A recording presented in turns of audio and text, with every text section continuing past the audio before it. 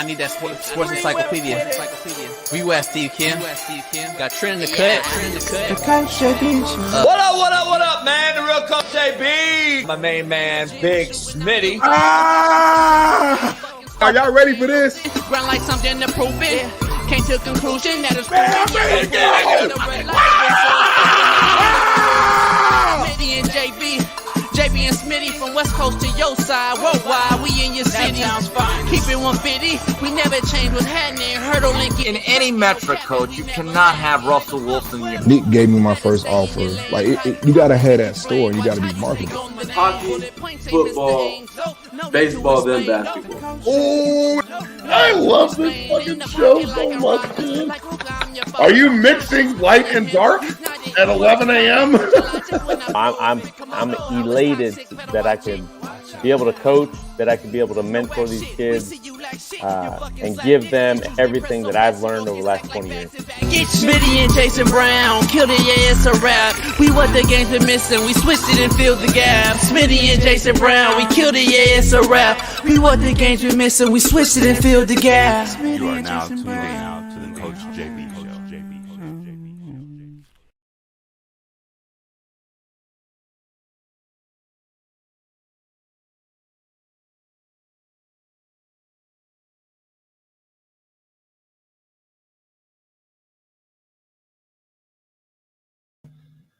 What up? The real Coach JB here, man, for the Coach JB Show with Big Smitty. We are proud to announce we have a new ad sponsor, and that is PrizePicks. PrizePicks is the largest independently owned daily fantasy sports DFS platform in North America. We are one of the easiest and most exciting ways to play DFS. It's just you against the numbers. Instead of battling thousands of other players, including pros and sharks, you pick more than or less than on 2 to 6 player stat projections and watch the winnings roll in. PrizePicks is a skill-based, real money daily fantasy sports game. How does it work, you ask? You pick 2 to 6 players, and if they will go more or less than their PrizePicks projection, you will win. Players can choose from a vast selection of sports and stat types not offered anywhere else. PrizePicks offers projections on any sport that you watch. This includes college football. We're about to start up. Pro hockey, pro basketball, pro football. NFL season is here. Plus pro baseball, pro golf, men's college basketball, NCAA tournament, plus women's college basketball, soccer, women's pro basketball, esports, pro car racing, tennis, MMA, boxing, disc golf, you name it, we got it. Short, fat, skinny, and tall, PrizePicks does it all. And I just got to be honest, dog. I started doing PrizePicks and I won instantly. And that's why I am endorsing PrizePicks to the fullest right here on the Coach JB Show with Big Smitty. Go to prizepicks.com/Coach JB and use Coach JB as the promo code for a first deposit match up to $100. So go to prizepicks.com/Coach JB and use code Coach JB for a first deposit match up to $100. PrizePicks is the best betting app online in North America. Go get it and do what Coach JB and Big Smitty does every day. We bet PrizePicks. Head on over there, prizepicks.com/Coach JB and get you $100 match right now. Appreciate you. Peace. What up? This is the real Coach JB, man, and this is another day. It's Doc Talk Tuesday on the Coach JB Show with Big Smitty. And without further ado, East Side, Naptown's finest, Fox Sports great, legendary, AR5 enthusiast, horrible hairline having, echo chamber living, horrible backdrop on the show having, my main man, Big Smitty. Welcome into the show. Yeah, I'm in the echo chamber. Boom, boom. TikTok and everybody that don't understand, Daniel Larson. I didn't get fired. I resigned. They gave me $200,000 to leave. It's a big difference. How much? You don't get paid. I don't know if you knew that.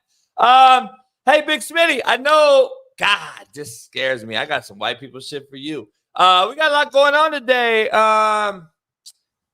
Your backdrop, your coverage, your internet, everything's horrible. That's what makes this show real. You got the worst setup. You got echo. You got everything that going against. We always got everything against us. You know what I mean? We always got everything against us, going against us. But we make it happen, dog. We make it happen. I can't tell Always you. fight through it, baby. How you feeling? Let's start the show off, man. We got a lot. I don't know if you realize, but we got like a full go Doc Talk Tuesday today because we got Dr. Jesse Morse on to start the show. Big Mac McChesney, Steve Kim, and former USC JUCO USC quarterback, got a shot with the Tennessee Titans this year as a free agent. Mo Hassan, who I recruited out of high school and ended up playing against him in JUCO, by the way. He's doing a big show now. He's got some sponsors and backing. He's doing a lot of good things with a lot of famous people on his podcast.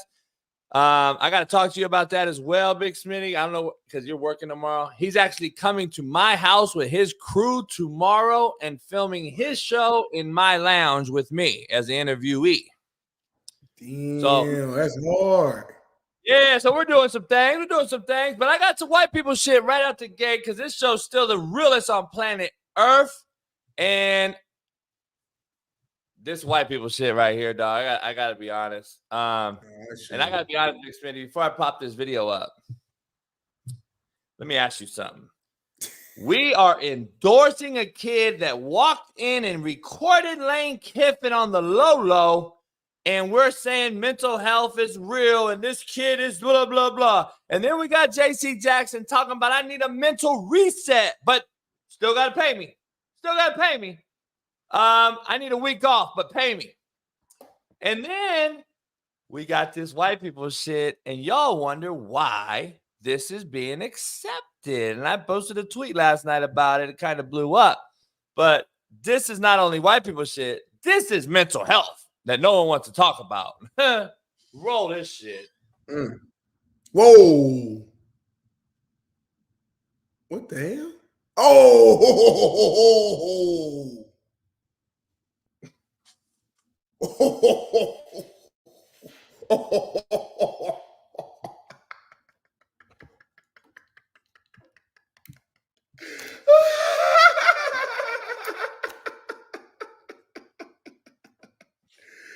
Oh, shit.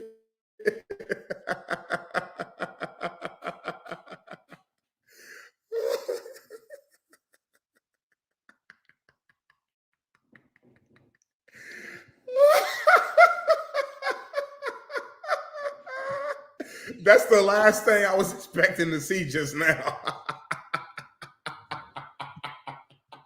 Man, I'm just saying, right there, JB. I'm just saying, dog.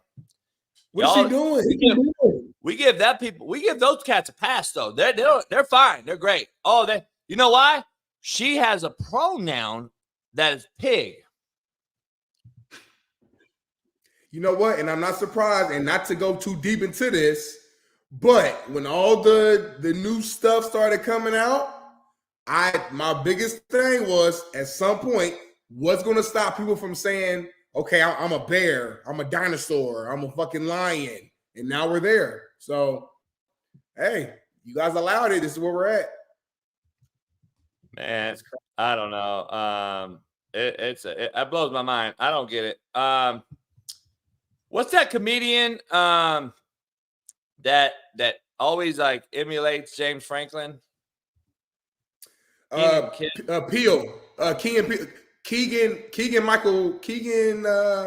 Keegan Peele, but I don't know his first name. It's Jordan Peele, and I think Michael Keegan, I think is his name.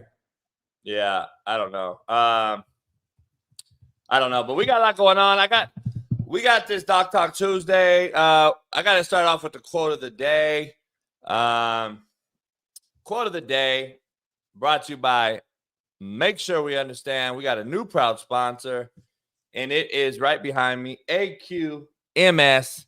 And we can pop it up, Bailey. AQMS. If anyone wants to move furniture, house, car, Big Smitty's furniture to his new place. Anything you want to move, you call this number, 1-888-233-3110, and you can move anything you want to move, and you will get a hell of a discount, and that is my promo code. The number directly,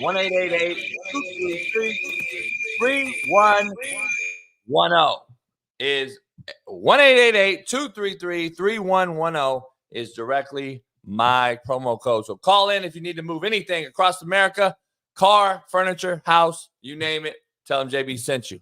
All right, quote of the day. Big Smitty over there doing some shit, fucking up shit. He's all right. Quote of the day, Big Smitty. It's a real one.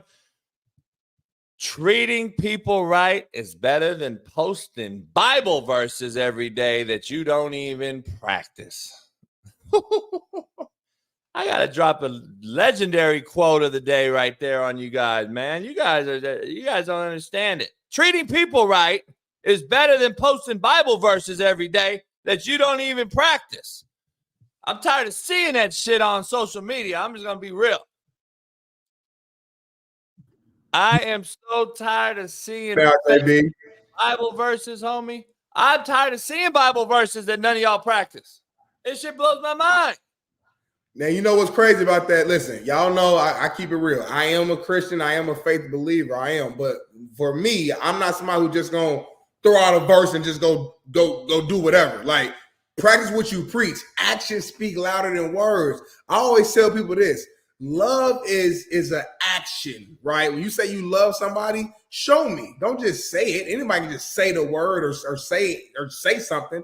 What are your actions showing me? You know what I'm saying? So, like, I feel you on this. I love John 3:16. John 3:16. It's fucking, you don't do nothing about it. Like, man, I'm just like, man, miss me with all that bullshit, fake Bible verses. There's nothing worse than a fake, we call them crooked Christians. I mean, keep it real. You know how many crooked Christians we got out here? Shit. A lot of them. Pastors, all types of them. Yeah, it's crazy out here. Contrary to belief, I got some real ones for you too on this one. I'm on a kick. Contrary to belief, brought to you by betonline.ag. Use the promo code BELIEVE, BLEAV, and get you 50% off plus welcome bonus. We got NBA in full swing. The play-in tournament. I ain't gonna dive into that. Anyway, a painful truth beats a lie every time. Contrary to belief. I don't know if you know that, but the painful truth actually beats a lie every damn time. Contrary to belief, staying true to yourself is a truth that gives you the wings to fly. And the truth is never hidden for long, Big Smitty. It always finds a way to surface. Contrary to belief. It always seeps up, dog. The truth always going to find a way. I'm just going to tell you. Might be 20 years from now. But it's going to come out. Show up. Hey, what happened with that when we had the lockdown and the government and all that? What time is it? 20 years later, shit might come out. We'll probably know in 20 years, but right now we're still throwing out conspiracies and shit. 20 years from now, they all come out. The motherfuckers be like, damn, that's what happened. That's how it be. We got a lot and about 20 years from now, people going to look back and be like, you know what? JB was the greatest coach of all time. Right now, they might not see it. The haters, all the naysayers. But in 20 years from now, they're going to look back and be like, damn, it's going to be a whole documentary on Coach JB. Guy on TikTok said, Hutch always had your number, boy. I went 2-1 versus Hutch, you fucking idiot.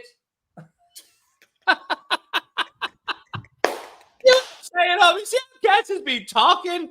Like, I started off going 2-0 versus Hutch. We lost the last game after we came all the way back and almost should have beat them. They're the number one team in the country right now. I own Hutch, little boy. I own the whole league, little boy. Don't let them come. Don't let them go back. Don't let them go back to Indy because that's what they call away. Let me go back to that conference and let's see who owns who, little boy. All right, so let me dive into the poll question because it's going to get deep. Damn. Can the opposite sex be true friends? Period. Let's break it down. No, they can't. And fuck, what do y'all say? At me, motherfucker, at me. Whatever the fuck that means. At me. Can opposite sex man be friends with a female? Now, listen, I'm not even talking about married couples. Hear what I'm saying? I'm not even talking about if you're in a relationship yet. We're not even there yet. I'm talking about, can me and a girl truly be friends? Friends. Hear what I said? Friends. Please fuck with me. Please. I can't wait to hear this one. This is I didn't know who was doing this today. I didn't know who was doing this, JB. This is a very tough question because I want to say yes, but if we keep it real, let's keep it all the way real. Take that off, Bailey. I can't see Smitty. It's black on black. Let's keep it all the way real, man. Most men are not friends with just some ugly, unattractive woman, right? And most women are not choosing to be friends and cool with some just unattractive, just ugly looking, trifling looking dude for the most part. Typically, when you see somebody before you even know them, you're like, oh, damn, she's cute, she looks good. And the girl probably thinking the same thing. Like, that's your initial just thought. Then y'all start to talking, and then maybe it is a friendly, platonic relationship to start. But in the back of that man's head, he's always thinking, if she ever gives me the opportunity, if she ever gives me the chance to smash, I'ma smash. And that's all the way real. That's all the way real. It ain't too many men out there who can just be like, nah, I don't want to do that. And again, JB said, single man. He ain't talking about relationship. He ain't talking about marriage. He said a single man and a single woman being friends. They can start off as friends, but that man, any opportunity, any signs that woman wants to give him some is going to happen. And that's just a fact. So it's kind of like, yeah, you can be friends, but only to a certain extent, because at some point, something going to happen. Y'all going to get past that point. Because a friendship is still a relationship. You know what I'm saying? Like, in order to be friends with somebody, you got to like certain qualities and traits about that person. So if you're single and you like spending time with this person, they're funny, they like to watch sports, and whatever you like to do, they like to do. At some point, it's like, shit, I kind of like her. And something could happen. So that's a good question, JB, right here. That's spicy. Here it is, the bottom line right now. First of all, I don't want any girlfriends. I don't need them. Are you going to come help me change my fucking oil? Are you going to come shoot hoop with me? Are we going to go golfing? Are you going to play poker with me? Are we going to go smoke a stick? Drink some yak?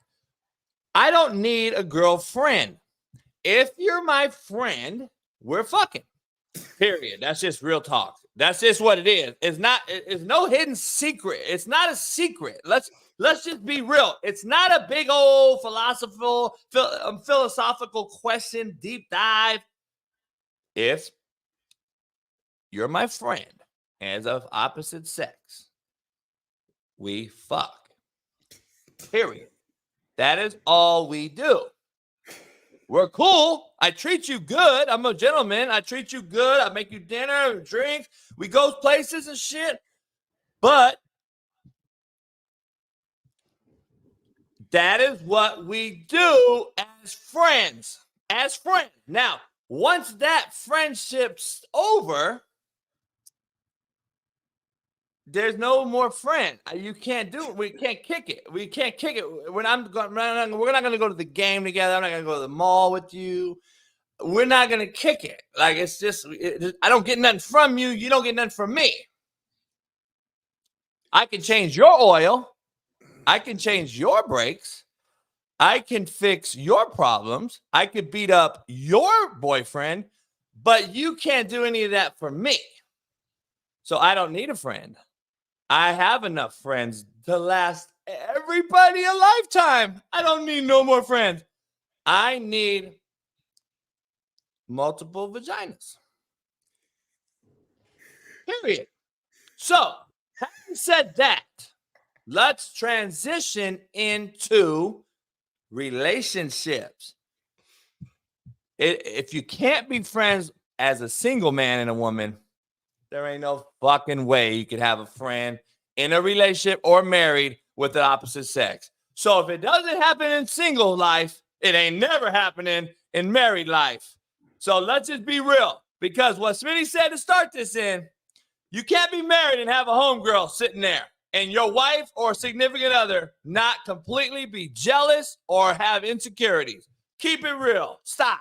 And you shouldn't do that to your significant other anyway, because it's just added stress and drama you don't need. So don't tell me, I used to love hearing a woman tell me, or my friends, he's just my homeboy. No, he's not. Shut the fuck up. Period. There's not. You're not my homeboy, and you're not my homegirl. Somebody's gonna fuck. Let's just keep it real. So I'm just telling you, Big Smitty. Go ahead, Big Smitty. I'm just here. I just want to drop some dimes on y'all real quick. JB, listen. As the sole married person on this show, the sole relationship person on this show, I gotta disagree with you, JB. I gotta disagree. Oh, what part? What part? On the fact that a married person or a person in a relationship can't have platonic relations with the opposite sex, JB. I work in entertainment. I host, I produce. I work with a lot of women when it comes to being at Fox and doing these shows. I have friendly relationships with the opposite sex, and we ain't never did nothing. Let me ask you this, JB. What if that other woman is also in a relationship, right? Does that change things if y'all both in relationships? No. What do you mean? No. I'm saying if both sides is married or both sides in a relationship. You know, yeah, it's just saying. It's both of y'all fucking both cheating now. Like I'm just telling you right now. Big Smitty, wife, Chick-fil-A, bring everything for him and all that. It's good and shit. Good for the show and all that. Man, Big Smitty, what he's saying over here, man, this shit might not end well over here. Let me ask you one more thing then. So you're of the belief that if you're in a relationship, the man should not have any female friends or acquaintances, and the wife should have no male friends or acquaintances. It should just be you, her, and you just put a box around your head. You don't see nobody else in society. You don't see that ass over there. You don't see that dude over there who can help you with your oil. You don't see that woman over there who can help you with a job. You don't even talk to the opposite sex. It's you and her, and that's it. Bingo says his name, Mo. You know why? Because there's a difference between that's my friend and that motherfucker's my acquaintance who changed my oil. Don't get it twisted. I'm dropping knowledge on y'all today, man. I just got to drop knowledge on y'all. See, first of all, this is what the friends look like. All right. Hey, babe. The boys coming over tonight. We're going to play poker and they wives. Okay, cool. I'm cool with Shaniqua, black people shit. I'm cool with Shanandra. I'm cool with Shalandra. I'm cool with Darnesha. And then the white girls are going to come over. I'm cool with Sarah. I'm cool with Sally. I'm cool with Becky. So we all get together and we play poker. We smoke a cigar. We watching a game. We cooking. Whole thing. They all leave together with their girls and wives. You and I stay at home together. Period. Boom. Right? That's it. That's the time you interact. You also interact at work with your colleagues or your acquaintances. But you don't go have drinks with fucking Johnny at lunch, motherfucker. You don't go have dinner with fucking Freddie at after hours or on break. Nah. That's what I just broke down. I just broke it all down, dog. JB, though, the biggest quality of a man, one of the biggest qualities and traits of a man is discipline. In any category, JB.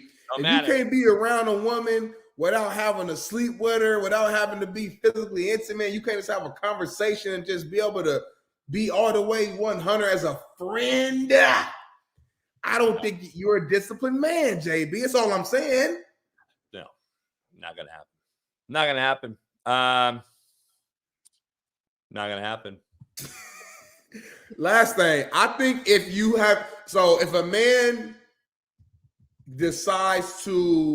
if a man meets a woman who he's unattracted to from a physical standpoint, but she's beneficial from career standpoint, does that change your answer a little bit? Like if I'm not physically attracted to this person at all, but she's cool as hell, watches sports, fucking knows how to edit on the fucking the episode, like whatever the case may be.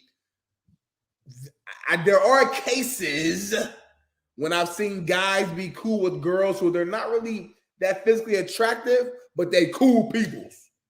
You think that could work, or you saying they still might end up doing something crazy? It'll never work. Ever. Damn. Can't do it. Can't do it. I guess every woman that I meet ever that's associated with JB, I know what's up. It's not fair on your girl. It's not fair on your man to even get that stress out there. Like there's just a human nature is going to take over the situation. Period. So come on, homie. Dog, I could dive so deep in it. How you know the percentage, real shit. Do you know the percentage of a woman who had a husband pass away during their marriage? I don't even dive into how he passed away, but let's just talk about it. A woman that's married, the husband dies some type of way. Do you know how fast that woman is back in a relationship or gets remarried versus the man that has the same thing happen and how slow it takes him to get back in it?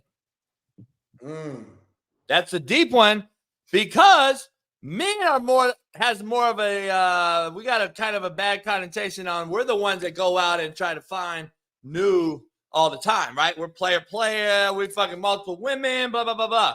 But it's completely opposite on the married side. When a woman has a husband die, how fast she's back in the saddle versus the man. Because I'm dropping this knowledge real quick. A man will marry down. A woman will never marry down. A woman will never marry down. Keep it real. A woman will never roll up at McDonald's and say, hey, boy, what up, man? Shit, I can fuck with you. Nah. But a man, we roll up all the time. We see girls at the bus stop. Hey, girl, what's up? Guess what we end up doing to that girl on the bus stop? What? Saving them. Saving them. I ain't never been saved by a girl. I ain't never been motherfucking saved by a girl. I've saved a shitload of them. I saved a lot. I know a lot of homies who saved a lot of broke bitches. I'm going to keep it real. I know I ain't never seen a girl save any of the homies. I've seen girls say, hell no, girl, I ain't fucking with him. He work at McDonald's. It's naturally in the man's nature to want to save, protect, to provide, obviously, you know what I'm saying? So when we look at a woman, we don't really care about if they got money and all that stuff. Like they do. They do now. They do, of course. Of course, they the breadwinner now. Right. Yeah. They the breadwinner now. I'm the breadwinner now. I don't need no man. Really?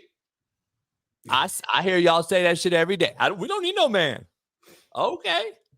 Until you need a motherfucker to beat someone's ass. Until you need them motherfucking brakes changed. Until you need that oil change. All right. Until you need that furniture moved. Furniture moved. Motherfucking house painted. Shit. Okay. Cooking that food. Smoking them ribs. Fucking earwax. Shit. Fucking earwax. Shit. I ain't never seen a woman go save a dude. I'm just keeping it real. I ain't never seen it.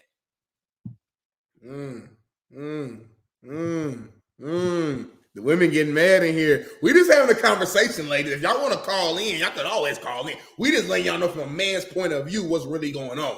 You know what I'm saying? So it's always an independent woman. I've been told by women now, we supposed to just sit at home, wash dishes, and clean the house and take care of the kid. What is this, 1937? No, it ain't 1937. But guess what? It's the lack of mutual respect is what is crippling all these goddamn relationships and why y'all keep breaking up and having fucking horrible marriages and fucking cheating and all these old scandal ass shit. Because your ass won't realize that sometimes it's okay to cook your man a meal, motherfucker. It's okay to wake up and suck a dick. Shit. Not fucking with me. Because guess what? Y'all want me to rub your feet in the bathtub, though, with flowers and soap and all kind of music and all those shit. Man, please. Miss me with that bullshit.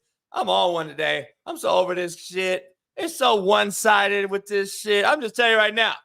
A woman wants to act like this is the goddamn, don't treat me like it's the 30s. I don't just sit at home and clean and cook. Motherfucker, you can't cook.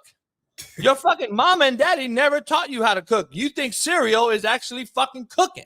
It ain't. And you won't cook shit. And then in 20 years, you'll be like, oh, man, I can't keep a man. I can't keep a man. No shit. I tried to tell your ass 20 years ago when you was fresh. Hey, you preaching right now, JB. Now we on the same page because you preaching right now. I got single homies out here, and they tell you, man, the dating world is crazy right now. Like the expectations on men, you got to make high six figures. You got to take them out to luxury restaurants a couple times a month. The man got to cook now. We got to go half a half on the cleaning. You got to rub my feet when the girl get off. We got to rub her feet. You got to buy all these Louis Vuitton, Chanel bags, and all these high, expensive ass shit. Like the man got to do. You got to protect me still, of course. You got to show chivalry. You got to. It's like, hold on now, time out.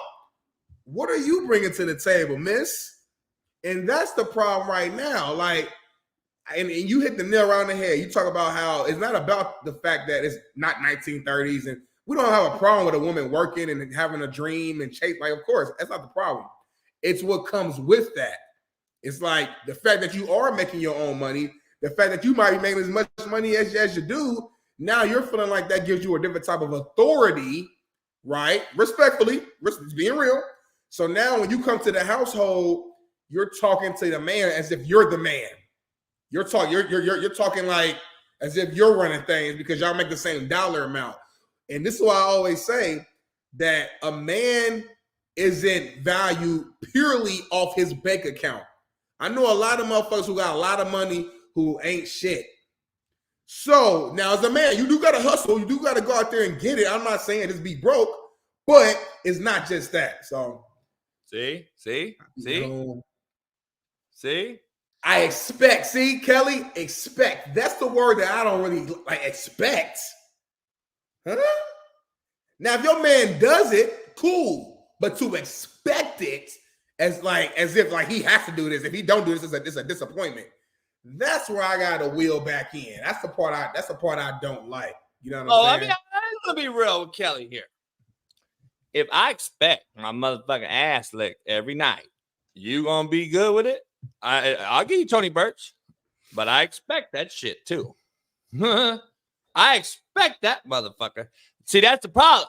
See, no, I don't expect you to cook, clean, and stay at home right. That's what I did not say that. I didn't say I expect it. I said the lack of mutual respect. Did I not say that? You said that. I said if I get up and cook for you, then it ain't that big of a deal for you to cook for me sometimes. It should be both ways. But y'all say you refuse to. Y'all say it's not 1937 no more. Really? But y'all bitching and moaning why you can't find a man. I'm just going to keep it real. Okay. That's the problem though, man. Like in today's women compared to like our grandmothers and, you know, even like I would say like my mother's generation with like your generation, basically like today's women don't want to, like they lazy. They don't want to do nothing. They don't want to cook. They don't want to clean. They don't want to fuck. They don't want to like, they don't want to do nothing, JB. Like, it's like, hold on. Like you want the man to do everything. Like just everything. And if that's the case, why am I in a relationship? A relationship is more than just I love you. Oh, I love you too. It's a partnership. It's a business relationship. We are bringing shit to the table to make each other's lives easier, happier, better, whatever. If you That's why I won't do it. That's why I won't do it. That's why I'm single for life. But there are some women out there, JB. Just because you ain't found the one, there's some great women out there. Here's the breakdown of it. Here's the breakdown. The odds of me finding that woman at 47, it's minute. It's minute. And you going in with a fucked up mindset to begin with, JB. Hear me out before you tell me that. Hear me out. I don't have time no more. I'm over trying is where I'm at. So the mindset is not really fucked up. It's truth. I'm telling the truth about who I am. I'm not the dude to be in that lockdown situation. I'm just not that guy. And I'm truthful with myself. And I tell other folks that. That's just not me. I know who I am. I've recognized it. Take it or leave it. No big deal. So I stay single because I would hate to hurt your feelings being with you for 6 months and then get bored of you like I will. And then have to tell you, listen, I'm loyal. I'm not going to cheat on you, but I'm moving on to chase that other. JB, there are women out here that will be open to that. There's some women out here where, like, you tell them straight up, they don't mind if once a month you go out here and do your thing. I know it sounds crazy, but there really are a lot of like women. Oh, I'm sure they are. Right. I don't want you at my house after I bust. Hold on, no. So what if you bust and she immediately goes to the kitchen? Like she go to the bathroom, clean up real quick. She go to the kitchen and she tells you to stay where you at. And she fix you some motherfucking hard shell, soft shell tacos. It's too late. I don't want it. Carne asada, I don't want chicken, turkey, got the pico. You know what I do? Here's my breakdown. Plate. First of all, you got to do all that before. If you got to do it before. Because after, you got to get out. I'm chocolate chip cookies and milk after by myself. You the fucking Grinch? So you get out my house. Get out. The milk after I bust, you got to go. And before you could cook for me or I'll cook for you, whatever. It's too late. It's too late after. You got to go. I have no interest in watching you cook me tacos. JB over there dipping the chocolate chip cookie in his milk and shit, post nut. Ooh, like a kid and shit. He got the girl over there. Chicka, chicka, chicka, chicka. Open your mouth, JB. Hey, here's the problem, though. Kelly said I'll be a lonely old man. Very well true. It could be very well true. That's just is what it is. I've accepted it, though. Like I don't think no wonder you are single. No shit, homie. I want to be. How hard is it to understand? You saying that now, JB. Once you slow down a little, because right now you're grinding. You got a book. We do a daily show. You got a show on Sunday. You're kind of in that, even though you're older in age, you're still kind of younger in terms of grind and movement. Once you really slow down and you got shit in place, once this show blows up and it's on, we're making all 7 figures and we can slow down a little bit.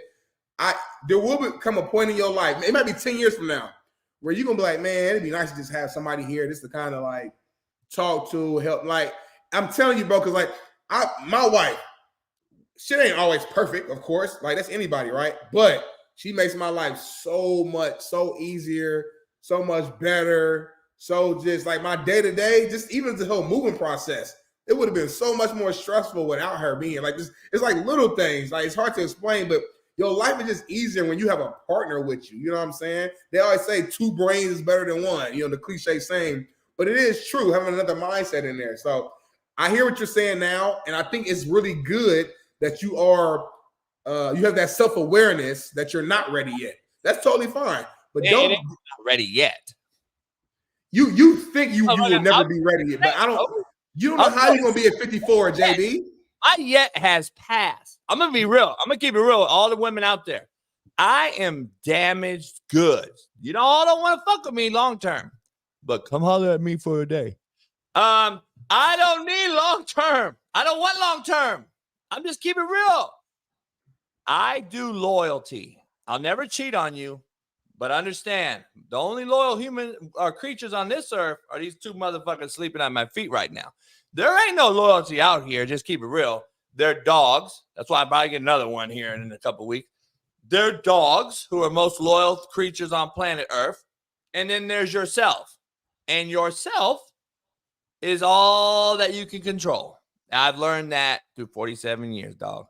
Because eventually you're setting yourself up to either get hurt someone, or ruin someone's good nature. Let me just say that. So one last thing and I'm done. Especially now, though, in this day and age. Oh, what? You got girls that won't even go to Cheesecake Factory. Get the at me. Don't at me or miss me with all that bullshit. Last thing and I'm done with this. I'm gonna put my therapy goggles on real quick because you said something that kind of just alarmed and triggered something. JB, I know you've been hurt in your life before. We've all been hurt. We've all been through different things, right? Or how? Whatever way, just in life, just whatever they may be, right? No. Let me ask you this: Are you afraid of the potential hurt that a woman could bring to you in the event that you fell in love with her and she was to harm you? Keep it real. Come on now. Oh, you know, I'm already keeping it real. No, not at all. Not one bit. Never had my heart broken. I've never had someone traumatize me. No, I haven't. I am actually looking out for the person on the other side. I am the one that will do that to you. I've done it to women forever. I don't want to do that no more. Just keep it real. So I'm not a guy to be in a long-term fucking deal. Just not the guy. I've tried it. I've hurt women feelings, even though I've never cheated or none of that. I've been loyal, but I had to tell them, look, Smitty, please, when you get to be my age, you're going to find out real quick. You're going to be like, damn, JB was right. Women just don't handle the truth very well.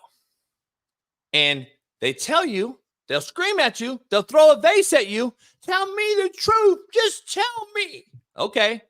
I don't love you no more. I don't like you no more. I'm bored of you. I want to go fuck other people. You motherfucker. Which one is it, homie? I'm trying to tell y'all. I'm trying to tell you I know who I am. All right, we turn this into Dr. Ruth and shit. This turned to the porch. Yeah, see? Hey, I know it's big fact. Though I've been doing this a long time. I've had Will Chamberlain amounts of pussy. Stop fucking with me. Y'all don't even know. I wish I could tell you. You don't know. I've had more pussy than the motherfucking law allows. You ain't had none in like 6 months, though, JB. I know you hurting right now. First of all, I'm going to tell you right now. You want to be real? Yeah. Pussy ain't it no more. Pussy ain't it no more. No. That's where I draw the line, JB. You're going to figure this out soon. You're going to figure this out real soon. Get some good head and go to sleep. Take your ass to bed. Shut the fuck up. Shit, you're going to learn. Oh, you're saying. Hey, take your ass. Find someone to give you good fucking head. Shit. Your ass to stop fucking worrying about, I got to last 20 minutes. I got to give her this dick. I got to wait 20 minutes. Man, suck my dick, get the fuck out. You ain't going to learn today that your ass gets to my age. You're going to stop worrying. I'm telling you right now, because they not worried. Shit. Stop. You know what I just learned in this conversation, JB? Too much truth for all you. I know everybody can't handle it, but that's the truth. Y'all know what I just learned from JB? JB is selfish when it comes to relationships. Not in friendship. When it comes to friendships, have people over, he'll cook for you. He'll make sure. I'm actually a giver. I'm a giver. No, you are. But I'm a giver in the bed too. I'm a giver in the bed too. You get to my age, just get the head and leave. What I mean is though, we think too much about it. Like the women, oh, you quick, you too. No. When you get to my age, all right, your ass want to give me half-ass effort. Trust me, I'm at this age. You're gonna get half-ass effort too. I ain't fucking doing all that. I feel that. I'm telling you right now, it ain't even that.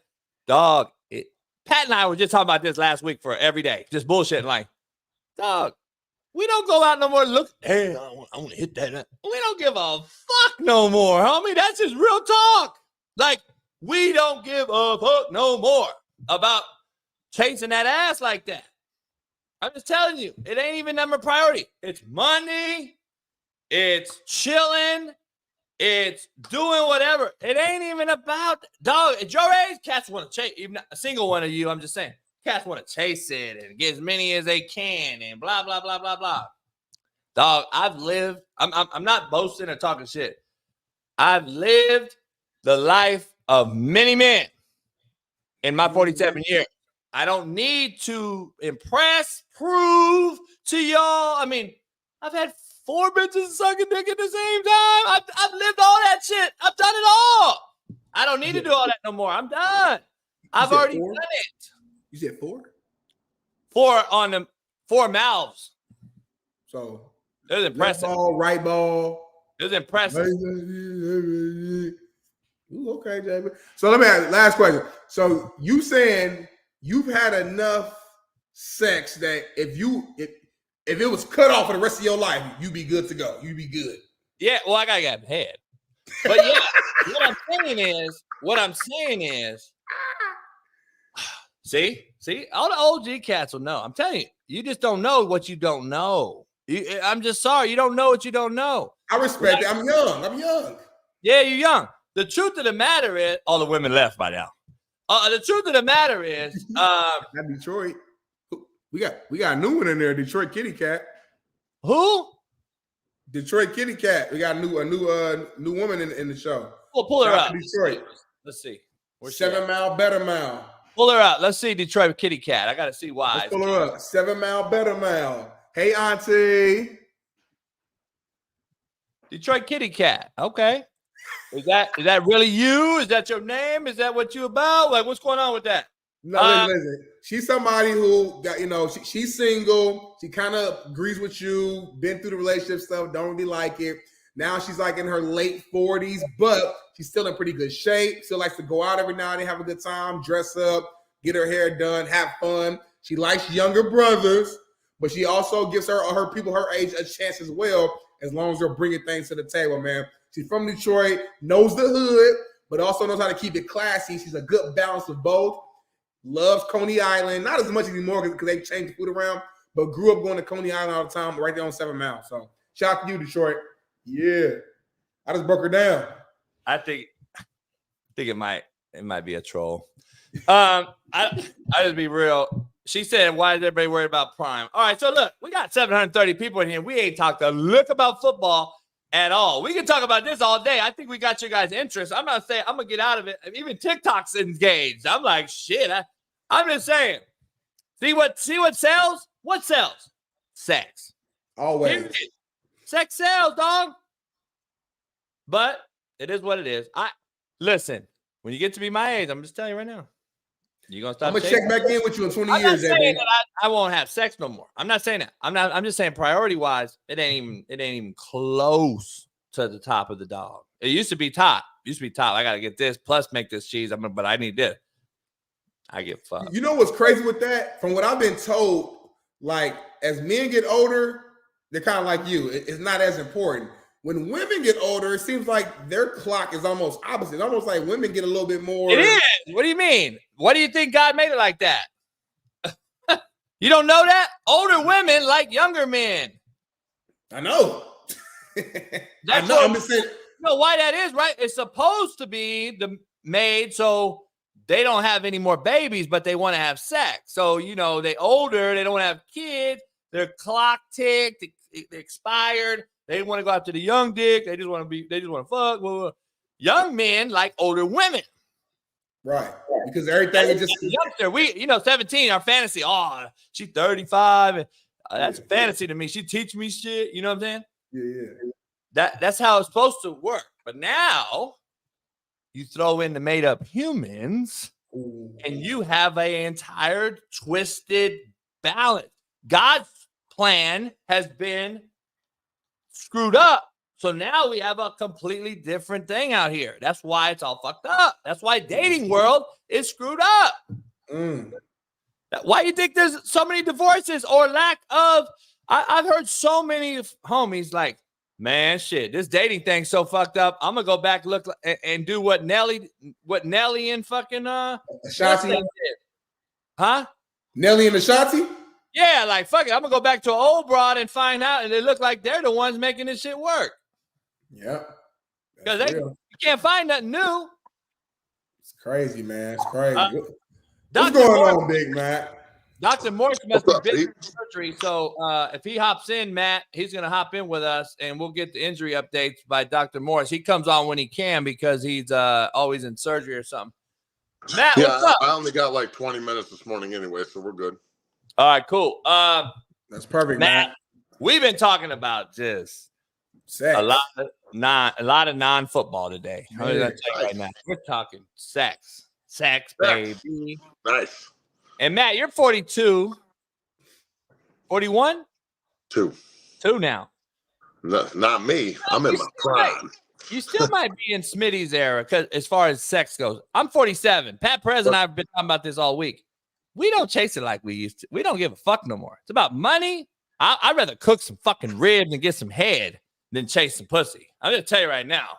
I will smoke a goddamn brisket and sit there and drink some cognac, whiskey, tequila, smoke a stick, and the baddest bitch in America could walk by me and I'll be like, how you doing, ma'am? I give a fuck. I wouldn't give her 2 squirts of piss no more at my age. I'm just telling you right now. Here's the reason why. I'm just telling you. I broke it down, Matt. I've been breaking it down all morning. I've been teaching Smitty a lot of games this morning. The baddest? You said the baddest, though. That's a little different. I give a fuck. I've had the baddest, homie. That's what I'm telling you. I've lived 47 of your lives already. I'm just telling you. I already told you. I'm just telling you. Hey, have you ever had some head in the front and then the balls licked from the back at the same time? Shit, I've done it twice. So stop fucking with me. Stop fucking with me this morning. Shit. All this came from Matt basically saying that JB's not looking for love and he's not going to get in a relationship because he's not made for it. So that was the foundation of this conversation. And we kind of went all over the place from that. No, Matt, the real foundation was, we got to get to some sports because we talked. The foundation was, can a man single and a woman single have friends of the opposite sex? And I said, absolutely, 1,000% not, because eventually they will fuck. And I said, I do not want a woman to be my friend unless we're fucking, because you're not helping me change my oil. You're not helping me change my brakes. You're not going to break down what the 3 technique's doing in the wrong fucking B gap. And you're not going to smoke a cigar with me. Or we're not playing poker. You're not golfing with me. We're not shooting fucking hoop. And you're not watching the Laker game. So what are you doing for me? I have to respectfully disagree. Look, I'm going to use one example, and I only have one. All right. Look, I was married for a long time. I've been divorced for a long time.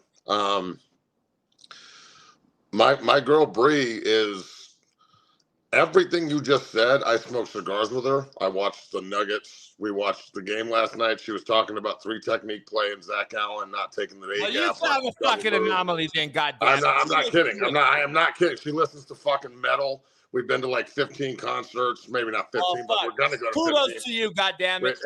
I mean, I'm just saying there are anomalies. There are bad bitches out there that are just built for this shit. Well, you might be, but here's my point, Matt. To what we have discussed this. We have said there are some out there, no doubt. Thank you. I have passed the time to continue to look. Let me just say that. Well, they need to find that. At the same time, though, this is the key, in my opinion. They gotta women have to be a little bit more forward. If you want a guy like JB, he's not. Why would he chase you, dog? Instead of the woman thinking well, he needs to chase me. Dudes like us, we don't need to do that kind of shit. We don't need to chase. Are you on dating apps? That'd be pretty weird. Hey, I wish that they told me. Mr. Coach Jason Brown. Hey, I went on a dating app, it'd be weird as fuck. Pat Perez and I have both been faked on that one, that blender or whatever. We both had our fake profile picture put on that shit, and we were like, motherfuckers, weird ass fucks. But that's anyway, my thing. I don't understand the online dating thing. I think it's describe yourself in 140 characters, and I'm like, fuck, man, deaf, mute, 10-pound cock, loves football, paid. I don't fucking know what you mean. Here's the thing too. I'm gonna hurt you. I'm gonna hurt you eventually. I'm not a good human. You're bad dude, and that's the other part. You're a horrible guy. I'm a great human, but you're a horrible guy. You're a horrible guy. You're a great human being, but you're a huge piece of shit, and that's okay. So am I. Look, it's like Everlast said: stroke the baddest dimes at least a couple of times before I broke their heart. It's just what it is, dog. Like the life is short. Move fast. That's so cliche, JB. It's not you, it's me. That's all you're saying basically right now. Now I will say this though. I used to think like Coach, especially after I got divorced. While I was married, I definitely thought like that. When I was like fuck it, life is over. I might as well. But like, is this the line? Is this the line to lose half of my shit? You know what I'm saying? But like with what Coach is saying is like it's true. Like it. If you want to stay single and you want to play that side, you can. But at the same time, bro, you got to be open to when you do have a connection with someone and you do meet somebody that's like real, bro, you got to be able to like put a wall down and actually allow the other person to come in. You can't just say that everybody's the same if you don't allow anybody in. You feel me? Like maybe if you allow one of these badasses in that want to be Mrs. Brown, you'll change your mind because there's nothing like having a bad one have your back. There's nothing like it. Oh yeah, I'm sure there isn't. Too bad I'll never know that. All right, so he's so full of shit, dude. We should put this motherfucker on The Bachelor. Hey, you know what? That's dog. If JB was The Bachelor, the fucking ratings would go through the roof. I know they will. That's our own Bachelor show. For real, son. Who wants to date JB? Comments. Let's go. Right now. Hey, Big Smitty. Raise your hand if you would date JB. I'll fuck every broad on that show and leave. And they'll be hot as fuck at me. I'm finding you a wife, JB. Before I die, that's my life's goal now. My passion is to find JB a wife now. That's my life's mission. I don't want it. I don't want a wife. You gonna get one, motherfucker. How about that? Now hey, it's like my man Bill Burr said. Is this the line to lose half of my shit? Oh, look, it's moving. Hey, TikTok. I'm happy if TikTok stuck around, man. We still got over 150 people in here. They're still like, are we gonna ever talk football today? Hey, so speaking of TikTok, listen to this. Sex sells. Yeah, it does. Listen to this. On yesterday, we started like the off season, and I put my first hip video, hips. I put it up for the first time. I woke up this morning to 2.8 million fucking views and like 350,000 likes and people going nuts. They just love me talking shit. So remember, I'm on Cameo. You want me to fucking get them hips right, son? You just send me a little bit of Cameo shit and I'll fucking get on there and tell you also move like old people fuck. You couldn't hit a sick whore off of a piss pot. Let's see. What else? It's in one hand stiffer than a wedding dick, that's for sure. You got hands like feet. Hey, you know what happened? Jerry's right. When we start to show off like this, it fucks us all up. White people. Fuck! I saw this morning. It makes me want shit. What is going on? Why do you do this kind of shit to me? This is demonic, damn near. Like I don't know what everybody believes. What they believe. That's some crazy shit. The fucking horns with the. What the fuck, dog? Hey, by the way, so I posted that last night with a point. And I was trying to drop some JB-isms. Yeah. The point was, y'all are quick to forgive the kid who fucking claimed mental health, who actually recorded Lane Kiffin unknowingly. We're okay with that guy.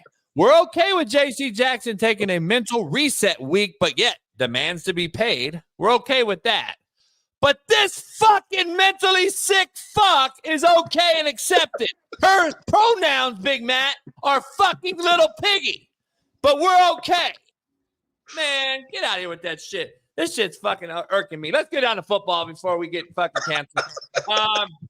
That's your wife right there, JB. That's your actual wife. I'm gonna break this down. I wanna watch this video because Matt's a short-lived show today. Short-lived guest today. I want to show this video and break this down for everybody out there because I'm over it, but I want to get Matt and Big Smitty's take on this. Name in the NFL right now that headline-wise crosses every single publication because it's Travis Kelce and his very public relationship with the international superstar and Taylor Swift. He was in Argentina over the weekend during his bye week. His extracurricular and his schedules are going to be well documented and covered because of Taylor Swift. If you were a part of the Chiefs organization, put yourself back in your office. Does Kelce's greatness give him some leeway here in a very public situation, or are you having harder conversations with him about you have to stay on the right track here? Jamie, a couple of things here is I don't think it's just his greatness that allows him to, quote unquote, get away with that. Here's the deal. For 10 or 11 years, Kelce has made a lot of good decisions. He's made a ton of good decisions to make sure that he's prepared for every week to be a tremendous professional. He has proven that. He's got a track record. He has shown the team that. The other thing is this. Andy Reid and Brett Veach have a culture. It's a culture where there is a great deal of accountability. So I don't think that this happened without Andy and Brett knowing. I'm sure they talked about it. Everyone knew that it was going to be seen. But again, I wouldn't get too worried about a player like Travis Kelce because, again, he's done everything that he needs to do. And I want to go back to one of the shortcomings I had as a leader when I ascended to the general manager role was at times micromanaging things and players when I thought they were maybe putting themselves in too much peril. It's kind of like being a parent where you don't want to see someone make too big of a mistake. I made that mistake in trying to overmanage or micromanage certain things, and it worked the other way. So I think right now they did the right thing as long as there was clear communication between Andy, Brett. Oh my! I've been that face the whole time. Yeah, he was Matt's over there shaking and Matt's over there scratching his face and clawing the wall. What's going on, Matt? How you feel about that? This is how I feel. I don't even care if the Swifties come after me. Come after me. Fuck this, bro. I am so tired of this shit. This is not a goddamn 14-year-old girl pop concert. This is the motherfucking NFL. I can't. Travis Kelce, bro, you are a first ballot Hall of Famer. You're a bad motherfucker. But this is, dog, just, like you, really? This is the road. This is the road. This is how you want to be remembered. Is she going to do your acceptance speech at the Hall of Fame too? Are you going to be on the album cover, holding in like a pink tutu, holding like a fucking Taylor Swift sign? Matt, they ran and hugged each other and kissed, and it melted every time. I could give a fuck who he's fucking. I don't care. I'm not going to micromanage who Travis Kelce wants to have affairs with. Good for him. I don't give a shit. I'm saying, like, what? Who gives a shit? No one gives a fuck. Go to Argentina. Go to fucking Pagentina. Go to fucking China. I don't give a fuck. Just can we play football and not? And this isn't a pop concert. I don't give a fuck about her music. I don't care about the Swifties. See me. I don't care. Kansas City. I hate y'all too. So this is just a clusterfuck of just pop music that I don't like. Kansas City don't like. Mix them together. It's just a big shit sandwich. I'm over it. I don't give a fuck. I can't believe we're still talking about this shit. You did this on purpose. You knew I was going to react like this, you son of a bitch. I knew you were going to do this eventually. God damn it. Look. I don't care. If Tony Romo wants to bang Jessica Simpson, cool. If Joe Namath wants to fuck half the world, cool. If Rapelessberger wants to go, that's not cool. If let's see, if Kelce wants to be this guy, cool. He can do whatever he wants. You know what? The media is the problem. The media. Hey, media. Us. We're the problem. We should be yelling at ourselves in the mirror right now. Why the fuck do you keep talking about this shit? Hey, Matt, shut the fuck up. Stop talking about Taylor Swift. You don't even like her. Can't name one song. She doesn't play fucking metal. I can't. When Taylor Swift covers Redneck by Lamb of God, I'll fucking rock out. Until then, I don't want to be involved with this shit. Matt, you just fucked up, Matt. The Swifties are like a million. They're like 1.5 million deep. You got to watch your back now. Every time you go outside, you got to watch your back. I don't give a fuck. We are a racist. We are a racist. RACCIISS show. Me and Smitty. I don't like black quarterbacks. Smitty don't like white quarterbacks. We have a huge racist following. So I don't know if you've heard Mark Sanchez's latest. I don't know if you've seen Mark Sanchez. The brown on brown crime. Brown on brown crime. right up top, but it's just an inside slant. Watch him stem him. You got Brown on Brown crime right up top, but it's just an inside. Brown on Brown crime. Mark Sanchez is brown. Last name. Yeah, so he can say that. Can't he say that then? Yeah. Huh? Yeah, good for you, Mark. High five. He's good. He's good. Here. Can I ask you a question? Yeah. How many white people are upset about this? Nobody. Oh, bullshit. Do you know how many fucking liberal white people are super pissed off about this? And Mark Sanchez is Hispanic. Yeah, like, but there's some parents somewhere like, oh my God, did you hear what Mark said? Yeah. No, I heard you. I took your question wrong. I thought you meant because here's the truth of the matter is the Washington Redskins got taken their name away, and it was nothing about Indians. They didn't give a fuck. They actually still want the Redskins name. It was white liberal women who bitch and moan. And they fucked up my baseball team too. It ain't fucking the homies. It ain't my homies giving a fuck. We're laughing. It ain't Sanchez's homies. It ain't Smitty's homies. It's the white liberal who has no involvement whatsoever. Nope. They don't even let their kids play. Football's too violent, but we hate the name because like, look, bro, I'm in Denver. This is Karen hell. Hell. It is like the hell. It's like if you had a place where Karens just came out of the ground from the pit of hell and just like infiltrated a city, that's Denver. And they spread all over the country. And it's like a fucking epidemic of softness. And it's like, hey, I don't like that. So I'm going to use my platform to tell everybody that I don't like it. Well, hey, bitch, we don't like you. Hey, Matt, and speaking of Denver, Matt, and speaking of Denver, this is the perfect segue because your Denver Broncos got it done last night. I told you. 24-22. You called it. JB agreed. I disagreed. I picked the Bills. I'm wrong. I eat crow. The Bills are a disgrace. They're done. Break it up. Trade Stephon Diggs. Put Josh Allen on the bench. Whatever you got to do. That team is done. They missed their opportunity to make a true run. Buffalo is done. Let me ask you this, Matt. Do we owe Sean Payton and the Denver Broncos an apology? Because we, all three of us, about a month or two ago, were all like, this is horrible. Break it up easy. No. Well, JB didn't do it. Me and Matt did. JB didn't do it. Me and Matt did. I'm the only one that said I believe in the process, motherfuckers. You weren't. No one's saying you weren't. But I will say this, guys. They didn't win last night. Buffalo lost. I disagree. Can we break it down? Can we break it down? Penalty lost them the game. Can we break it down? I disagree cold-heartedly and listen to your older coach and homie. He missed the field goal, dog. No, football's more than one play, man. Football's more than one play. You know that. More than one play. I cannot wait. Oh, man. I'm going to let y'all talk as long as you want because I can't wait to drop the mic at the end of this motherfucker right here. I cannot wait. And I guarantee you, by the end of this show, Matt will agree with me. Big Smitty will agree with me. And if you don't, fuck you. You're both liars. Here we go. All right, well, then go. I stopped talking. Speak.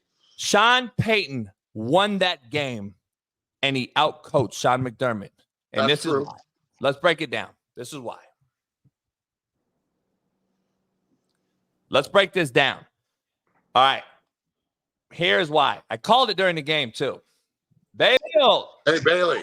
By the way, you kick ass, bro. Keep doing your thing. I really appreciate all your hard work. Bailey's a fucking super. Bailey's one of our. He's a champion. Hey, and Bailey, I need to talk to you. You want some more work done? I got a 10 o'clock. Here's what it is. Sean Payton took a knee. He designed this particular situation. He knew Buffalo was in dime for whatever fucking reason because they were in prevent because they didn't want to give up a touchdown. They ran their kicking unit on the field. Did they not? They did. Buffalo Bills did what? They just ran off. They ran off to get the field goal block team in. Yes. By the way, I ain't coaching in the NFL. I get it. All you guys on Twitter know way more than me. But all I know is this. My fucking field goal block is my first team D. Why? I'm going to break this down and say why they actually outcoached them. Regardless if they missed a kick or not, guys, Peyton knew they were going to get another kick. That is the problem. That is where everyone's missing this on ESPN this morning and everything else. He knew he was going to get another kick because they were fucked. Okay, so God damn it. I totally agree with you. You're right, motherfucker. Period. Yeah. Matt hasn't heard it this way. Good That's for you. why Matt had to think and say, fucking right, because he knows. Matt knows the game. This Good is for what you. happens in coaching. I've done this You're before. right. I've He's done right. this fucking You're oath ago because Buffalo was completely outcoached on this play. And McDermott, by the way, can we start to call it out what it is? Can we start calling out what it is? The backhand? Yeah. McDermott's fucked off a Super Bowl appearance. McDermott's fucked off a Super Bowl appearance. He's fucked off multiple games like this.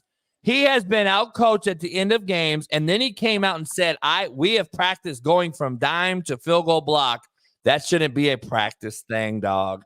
Your defense should be out there on the field, and that's your field goal block team, by the way. All right, so look, I'm going to get out of here after this because I got to go, but the point that you're making, Coach, is real. And last night when they didn't kick it on third down, I was like, why aren't they kicking on third down? And then they sprinted the team on, and I was like, okay, he's trying to confuse them. All right, well, let's see if this works. He missed the kick, and I was like, God damn it, that didn't work. And then they threw the flag, and I was like, wow, maybe it did. So some coaches are playing checkers, and some coaches are playing chess. And it seems to me that Sean Payton is a chess player. He just slow played everybody at the beginning of the year and had some really big turds on his team that he got rid of. Let's be real. They're healthy. They're playing hard. They got Minnesota at home on Sunday night, another primetime game to go to 5-5. That defense is giving up 13 points a game in the last month. The same defense that gave up 70.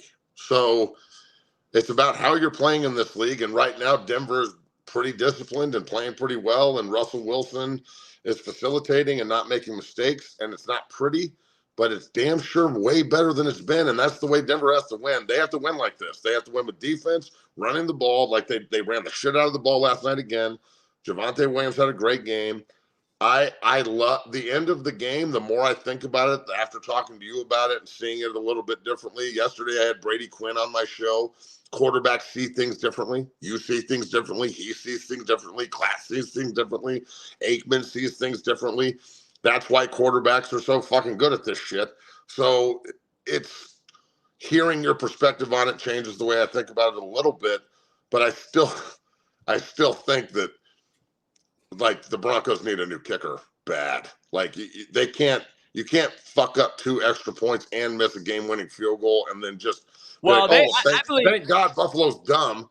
Like, if Buffalo wasn't dumb, if Sean Payton was coaching Buffalo, Denver would have lost. So I'm gonna tell you right now, as a coach looking at the mechanics and all the operations of specials last night, especially PAT and kick and field goal, I would have fired the entire unit and the coach. Because I don't know if it is the kicker, Matt.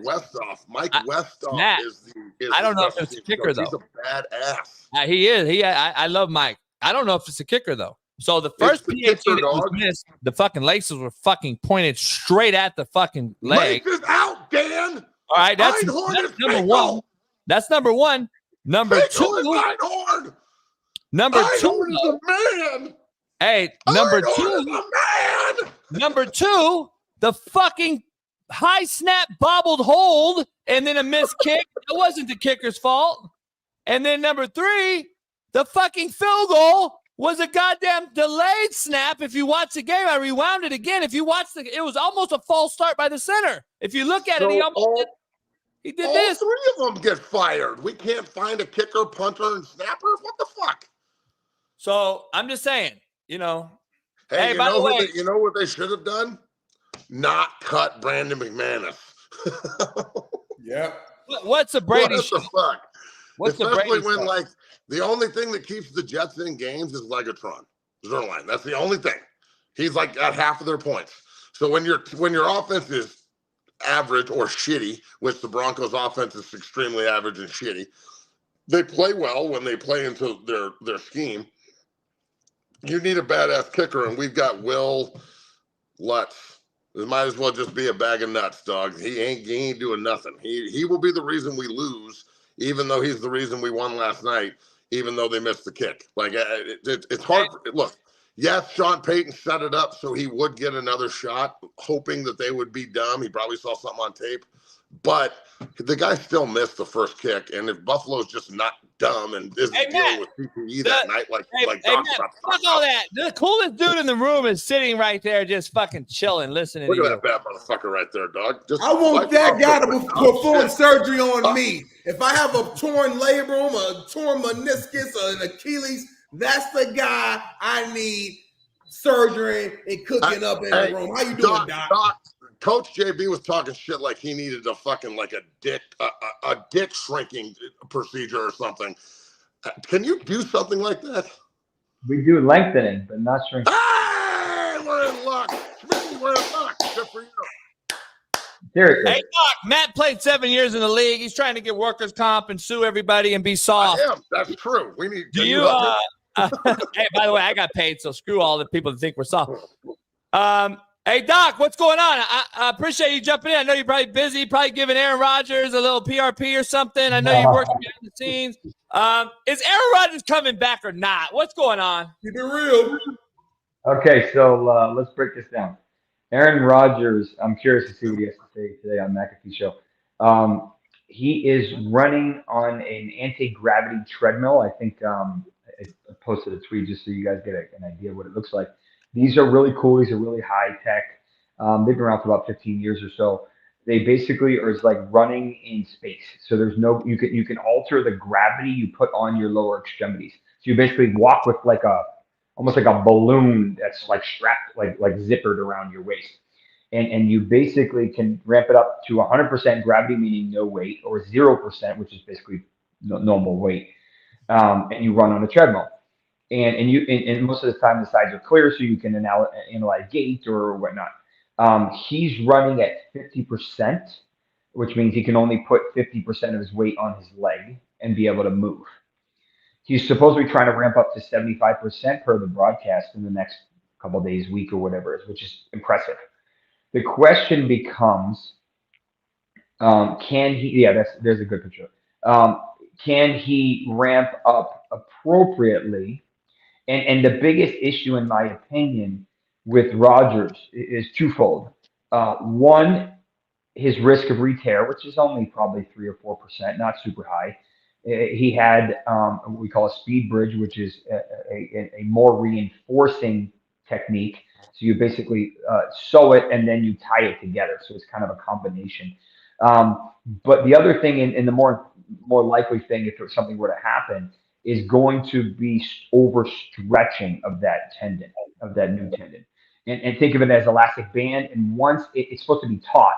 So what happens if it's overstretched, you don't get that, you don't get that, you can't fire and you can't use it again. So that's when they have to go back to the OR. I've had several pros that I know that were post Achilles, re-stretched it, and then had to have a second surgery and never made it back.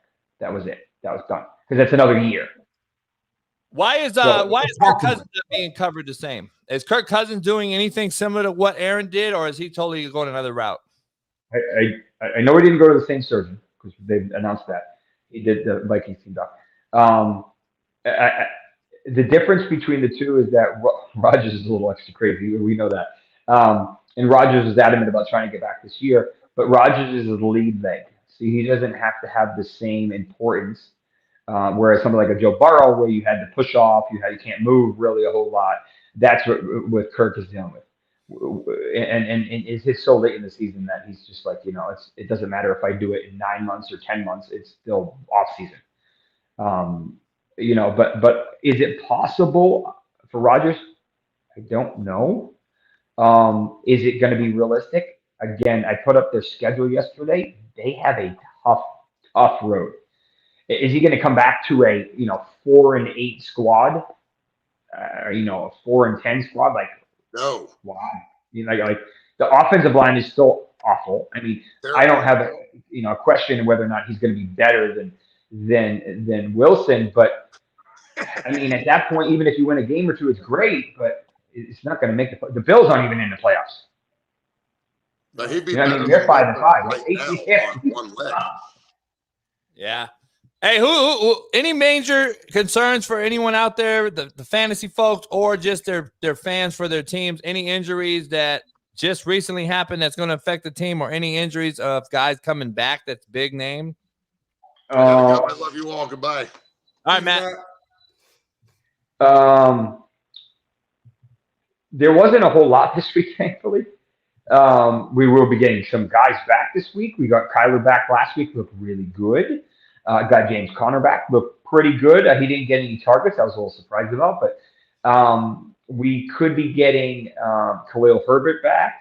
We could be getting Justin Fields back. We don't really know. We will not have T. Higgins because it's a short week, and it won't even be a week since he strained it, or barely a week, so just too risky. We won't have Kyron until the following week because of he's just on he isn't eligible yet. And then we will see about some of the other guys. We might get Freiermuth back, but I don't know if I completely trust him in that offense. But I mean, he technically could be back from a hamstring. And then Keenan Allen got lucky. He left after injuring his left shoulder. He re-injured it again, left again, and then he came back and scored a touchdown. It sounds like it's a mild AC sprain on his left or non-bad side. So I think he'll be fine. I mean, he's been absolutely bananas. And then there's a couple guys we don't really have a whole lot of light into. Damian Pierce, we don't really know what's going on with him, but Singletary looked really good this week. And that offense is doing really well. I do not think it's 50-50 we're going to see Nico Collins or not. Cats are a little tricky, and they're notorious for re-injury. So it's risky even if he does come back. I kind of hold my breath. I prefer if he sat this week because I think he'll be a lot safer in week 12, but we'll see. And then Michael Thomas is going to probably miss a month or 3 weeks with an MCL, at least an MCL that we know of. Plus, they're on a bye, so we don't really have a whole lot of more info. Derek Carr should sit after the bye, but probably won't. Just look at their the ADOTs, look at their deep passing percentages, look at what Olave did pre and post Jameis. It was really not close. But I view Carr as more of a game manager now, unfortunately. I think the fascinating splits of Jared Goff at home and the way touchdowns is fascinating. We saw Montgomery come back and go bananas. And Phil Gibbs had plenty of work. Laporta kind of dumbed down, but they have everyone's healthy. We will see a chain back this week. It was basically confirmed an MCL sprain, which is the one on the inside of the knee. They were being super conservative. He probably could have played in 2 weeks, but they gave him a full month. They said he did not have a tear, which usually insinuates meniscus or a grade 2 MCL. So that means that it was on the milder side. I would not be surprised if he just picks up where he left off. He's so explosive. Did Quan Alexander, or who was that blew his Achilles? Quan, nice kid. I know him. Damn. That hurts them too. That hurts that defense is playing really good right now. They signed JPP. Huh? Yesterday. They signed JPP. Did they? Mm-hmm. Really? Yep. OG's trying to get 100 sacks. Yeah. He's got 94 and a half, I think. JUCO product right there. Know him well. Recruited the shit out of him. The Bills, I got to ask you something with this Bills team.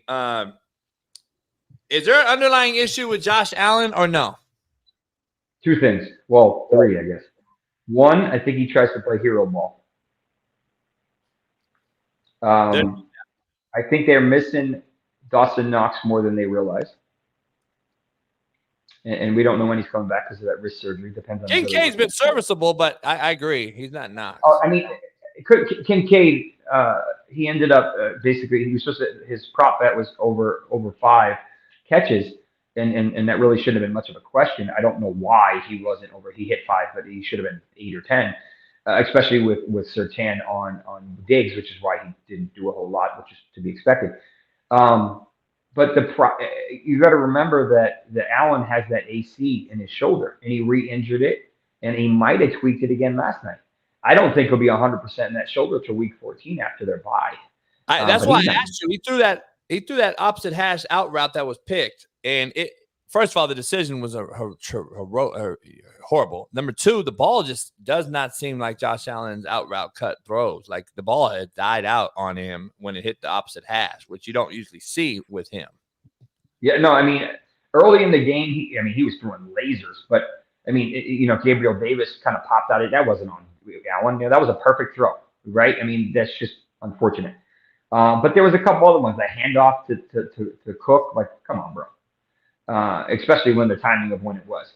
So it's like, I mean, great for fantasy, but frustrating for a fan per se. I mean, he's in the top 5 or 10, but he's just making too many simple mistakes. He has by far the most turnovers in the past 2 years. I mean, it's really not close. I think he's at 95 since 18, 95. I mean, he's thankfully, he can do enough to overcome it a lot of the times, but it's a lot of pressure. It's a lot of pressure. He can make these crazy throws, but then he does some bonehead throws. Like it reminded me of the Jameis throw when he threw across his body the other day. Yeah. Carr would have never attempted that. There's no way in hell Carr would have attempted that throw. Jameis has got a cannon, and by the grace of God, it happened. It worked, but whew. But that would make me like Allen. Allen would make that throw. I don't know if he would make it, but he would try. But it was. I think that the shoulder's playing a role. And remember, sometimes it's just about touch, or lack of touch, as you'd say with Mac Jones. You got to know who you're throwing to, Doc. You got to know who you're throwing to at what point. You know what I mean? Like, running back over the middle, he fucking throwing that shit the same as he's throwing a post route. Yeah. I mean, it was fascinating. I mean, and Broncos are feisty and annoying enough to pull off back-to-back wins against 2 elite QBs, and they're going to take down another elite QB in Joshua Dobbs next week. Hey, Wade's been playing. I mean, in today's league, he's balling. Yeah, you got to get it to him. Hey, Doc, I bet you the Jets would love to have him. My Patriots would love to have him. Did you guys see? I'm so sorry. I am so sorry. Did you guys see? I woke up to watch that game. Did you guys see the throw that Mac Jones did into the end zone? That little. Oh, I almost threw my TV out the window. I was like, I haven't seen the throw. I'm gonna pull it up though. You're gonna scream. I mean, awful would probably be him out on the sideline, giving them hell. Belichick was. Belichick was. So bad. No, I think it was B.O.B. What's the OC? Is it O'Brien? O'Brien. Right. Yeah, he was cussing him out during the part of the game. I'm a Colts fan, Doc. I'm from Indianapolis, so it was good for my team to get a win. But you guys, man, to see a Patriots team be this bad after just being dominant for my entire life, I kind of have mixed emotions almost. It's like at first I was happy because I'm like, hell yeah, you guys gave me hell my whole life. Here's your payback. But now it's almost sad seeing Bill Belichick go out like this. They're talking about letting them go. It's a bad look. Doc, do you think you guys could fire Belichick for the end of the season?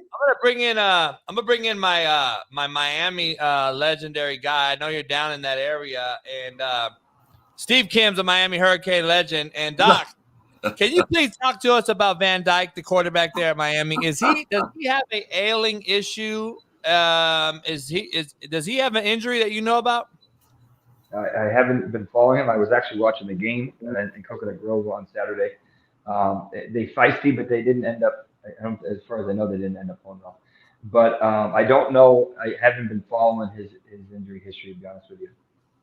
How about Tua and the Dolphins down in your neck of the woods? Are they just? I believe they lack physicality. I don't believe they can beat anybody that's really physical or good.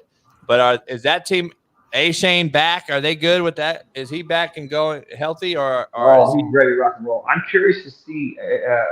Waddle had a little bit of an MCL before the bye. I think he'll be all right though. I'm curious to see how it plays out after A-Chain comes back, because remember Waddle had that dip because you had Mustard, you had A-Chain, then you had Hill, and Waddle kind of took the dip. What happens now when they get A-Chain back? It'll be interesting to see. They're playing the Raiders, so it's kind of a moot point this week. But going forward, they have the Jets. I think they have the Bills. They have some big games coming up. So they lead right now. They're leading. So it'll be interesting to see. Oh, please. There you go, Doc. Let's see this great throw. Holy shit. Yeah, that's bad. No, that was to take the lead in the end of the fourth quarter. I think Steve Kim would have made that. His confidence is shook, Coach. His confidence is shook. You can tell by that. Like Mac was not that bad in college. I'm telling you, he was not. His confidence is shook. He needs a fresh start somewhere else, another team, another franchise. I'm sorry, Doc. I'm sorry, man. Hey, Doc, you'll be just bigger. Let me ask you, before you get out of here, as a true Bostonian, is that what they say? Bostonian? Yeah. Is Belichick done? Yeah. I don't think they'll fire him in season. Well, I think it's a little crazy. I think he's done. I think I know they pay him $20 million a year, and I know he's been the phrase for many years, but I think it's a combination. Just look at the prep. Look at the poor wide receiver selection. I mean, they got lucky with Pop Douglas, but look at where they picked all these guys. Look at Tyquan Thornton. Look at N'Keal Harry. I mean, look at all the guys, the elite stud wide receivers that were picked after them in drafts. And you're just like, why don't they see the same things? Yes, they've been pretty good with linemen. They've been pretty good with, but like, so it's the GM, not the coach. That is my concern. But I don't think he can just wear one hat. So I think that's the problem. Belichick is the GM. That's the problem. He's been bad for about 9 years, Doc. I know. And Brady covered up a lot of that. And he worked with magic. I mean, he what the Kent State legend. He took him out and made him something. Edelman. Doc, I read this book called Better to Be Feared. I just gave it to Coach JB, my copy. It was very evident at the end of the Brady-Belichick marriage that Robert Kraft is very disgruntled with Belichick. I don't think Robert Kraft ever wanted Brady to finish his career other than being a New England Patriot. And Belichick, I think, forced everybody's hand. And so when people say that Kraft looks at Belichick as being untouchable, he wasn't as untouchable as he was, let's say, 5-6 years ago. If he would have let Brady finish out as a Patriot, I think Kraft would have said, you know what, Bill? You go out on your terms. But I think in the back of Kraft's mind, he's like, you made me let go of Tom Brady. I'm going to let you go. There's some lingering tension that exists from that whole situation is what I got from that book. No question. I mean, I think, financially, the Patriots are the top five franchise, give or take. They haven't been playing like it. It's sad. I mean, it's my last game working for the Patriots, I used to pour beer from when I was in high school, was the legendary Tuck Rule game in the snow against the Raiders. Final game at that stadium. Jeez. Yeah, that was my last game there, and that was the beginning. In my head, that's kind of like when it started, or close. So I've been spoiled pretty much my whole life, or most of my life. And then it's just been, all the Dolphins fans are like, oh, we were miserable. I'm so sick of you guys winning. You're finally bad. I'm happy to see it. And I'm like, I get it, but I don't want to see my team lose every week. It's frustrating. Now I feel what Dolphins fans feel like forever. No doubt. Doc, man, appreciate you jumping on. I know you've been busy. We'll see you next week with some updates. Appreciate you. Sounds good. Take care. Thanks, Doc. Have a good one. All right, Steve. Brass tacks here. I had Matt on. We broke some news. I can't get into too much of it, but you know what? They gave us credit on Barstool. And I guess we were mentioned today on the Brady show as breaking this. Here's the issue that I can't discuss really too much into it, but here's the reason.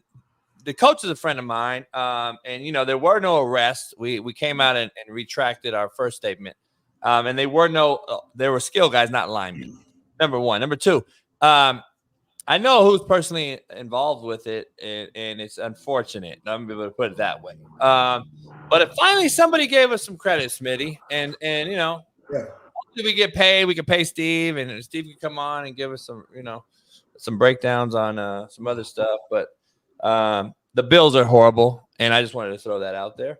And Josh Allen's overrated. I wanted to throw that out there. I think I've been saying it for 2 years. Whitlock thought I was crazy, but what do I know? I got to ask you, Steve, the last play, Sean Payton absolutely destroyed McDermott in coaching by the ploy that he did. And I just broke it down to Matt, and Matt was like, against me. And then he said, holy shit, you're right. Because regardless if he missed that field goal or not, he knew he was going to get an opportunity again at it. And that's what the coaching part came in at. And Sean Payton's playing checkers. The other ones are playing chess. And I think he's building something special in Denver. And Russell Wilson, I'm going to tell you right now, he looked as good as I've seen him in 5 years last night. Yeah, I thought he played a good game. Josh Allen has gone backwards. I think McDermott's officially in the hot seat. You can't make that error. You knew that they were going to trot on the field goal kick team. So as a CEO, you got to tell your special teams coach, get your guys ready. He said he went from dime to field goal block, which you just don't do. I don't understand it. I don't know why he would have went from dime. I understand he's in dime late in the game and all that, but you had 3 opportunities because he knew Denver was taking on the second knee. Guess what you do? You take in and bring in your defensive field goal block team. Why did it take 3 knees? I'm trying to figure out. He's done it in Kansas City, a Super Bowl berth. He's done it multiple times in mishaps like you saw last night. I'm telling you right now, and this is what I'm predicting, that with the Giants debacle, the way it's happening, and the whole Daniel Jones thing, Brian Daboll cannot get out of there fast enough. I think he's the only one that can save Josh Allen, and I think the Bills throw him a huge amount of money to come back to be the head coach of the New York Giants. Yeah, I guess. Look, the Bills need to run the ball more. They got to realize Allen right now is seeing ghosts out there. He looks very indecisive. None of the plays looks to be on time, on rhythm.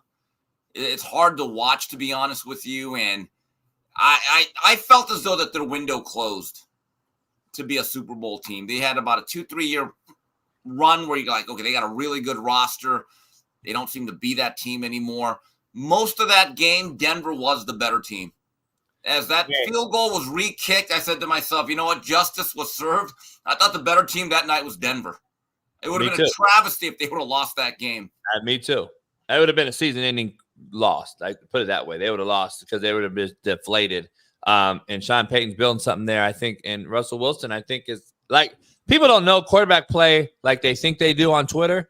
So he didn't put up gaudy numbers. He didn't do all these things. But guess what he did, man?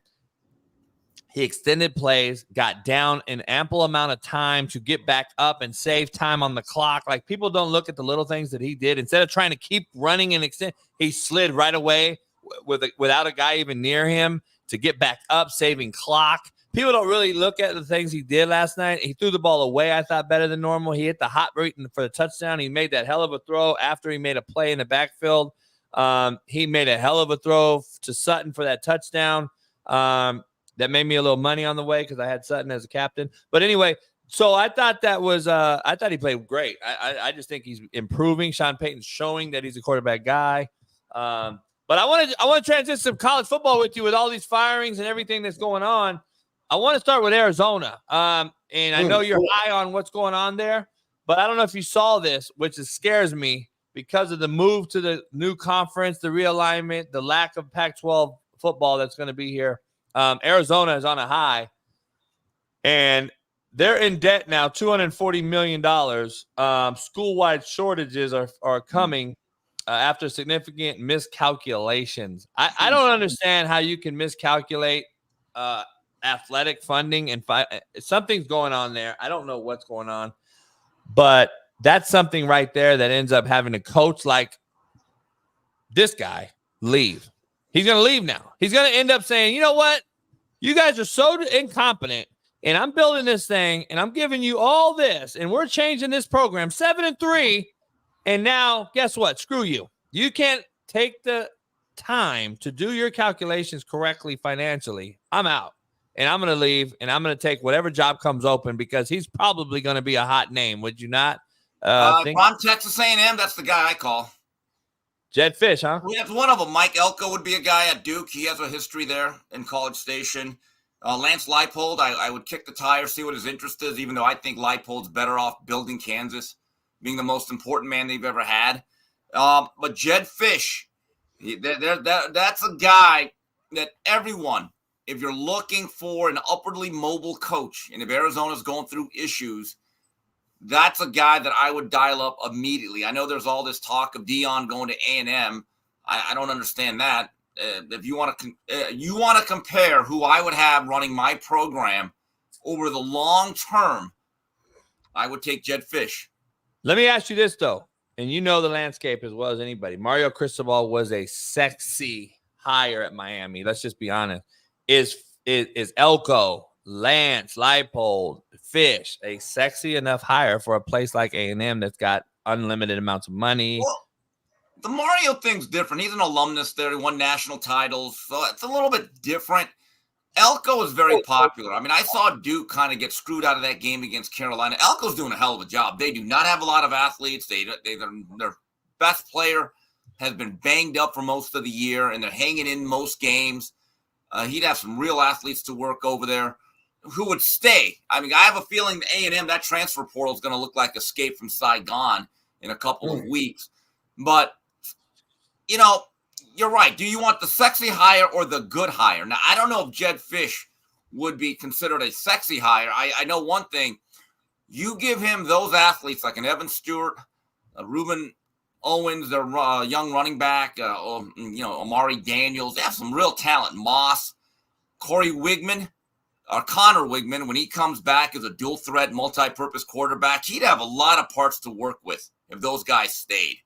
Right? We had Shannon Fabrician, one of Jason Whitlock's longtime friends, Adidas grassroots guy with all the Adidas schools. So he had firsthand knowledge with A&M as Adidas school. Mississippi State firing yesterday. We were talking about that on the show. And all the other Adidas schools. He had KU for a long time as a grassroots guy. He brought up a name that was really interesting to me because I didn't even think about it. But he knows that the number one guy on their board is MCDC. They just don't think he'll ever get him because I don't know how many guys. I mean, there's been situations where guys have gone from the National Football League back to college, but I mean, that team of Dan Campbell and Brad Holmes is a winner. I mean, they have a mojo. That's ebony and ivory. I mean, they do an unbelievable job of giving Dan Campbell the right parts. Dan Campbell's got a great culture. That team looks like it's going to be a real threat come January. I don't know. He did go to A&M. Here's a name that's interesting. I know people are throwing around his name, and I never thought about it because he's coaching at his alma mater, Jonathan Smith at Oregon State. Does he leave his alma mater? Yeah, I know. That's kind of a. I'm gonna tell you right now, Dan Lanning's not going. I'm gonna tell you straight out, Dan Lanning's not. Well, going. he came out and there was a video you guys saw. Dan basically shut it down. He says like a 0% chance I'm going anywhere. That means usually you take the job when you see those videos. But he said something. Yeah, he said something in there though that clearly showed me, and I texted him and said, "Congratulations, dog." He's like, "JB, I ain't leaving." He's not leaving. He's a good friend of mine. He's not leaving. He said it on that video yesterday. He said something very, very distinct in there that no one's going to catch, but I did, and I'm like, there's no way he could say what he said and leave. He just can't. But what he said was all the people that do what he was doing, like going up there, making a spectacle, making an announcement. He said it. He goes, yeah, usually we leave when we do this. He said it. He's like, and then we'll have mud thrown on our face. I can't do that. I can't be that guy. And he's not that guy. So I mean, look, Willie Taggart may have been better off staying. Mario Cristobal is having some rough waters. There comes a point in time these coaches need to say, you know what, I'm good here. Look, these coaches are kind of full of shit. Stop telling players to do what's against their best economic interest when you are leaving for a nickel more at another program. Stop that Preach. shit. Preach. Okay? Some of these coaches, and they burn out after 3 years, and they cry and whine, my daughter got taken out of school. No, they didn't. You took her out of school, you dickhead. You're good at your university. You actually like the neighborhood. You're building a program. Now you go to a program that has better expectations, and when they fire your ass, do not cry or whine. I need to see one coach get up there and say, I just got fired by this program. I want to apologize to my friends and family and that other university. I should have stayed there. God, I'm a dickhead. Don't make this mistake. So we always rip the kids and I hate the transfer portal. I hate that shit. But the adults make worse decisions than the kids.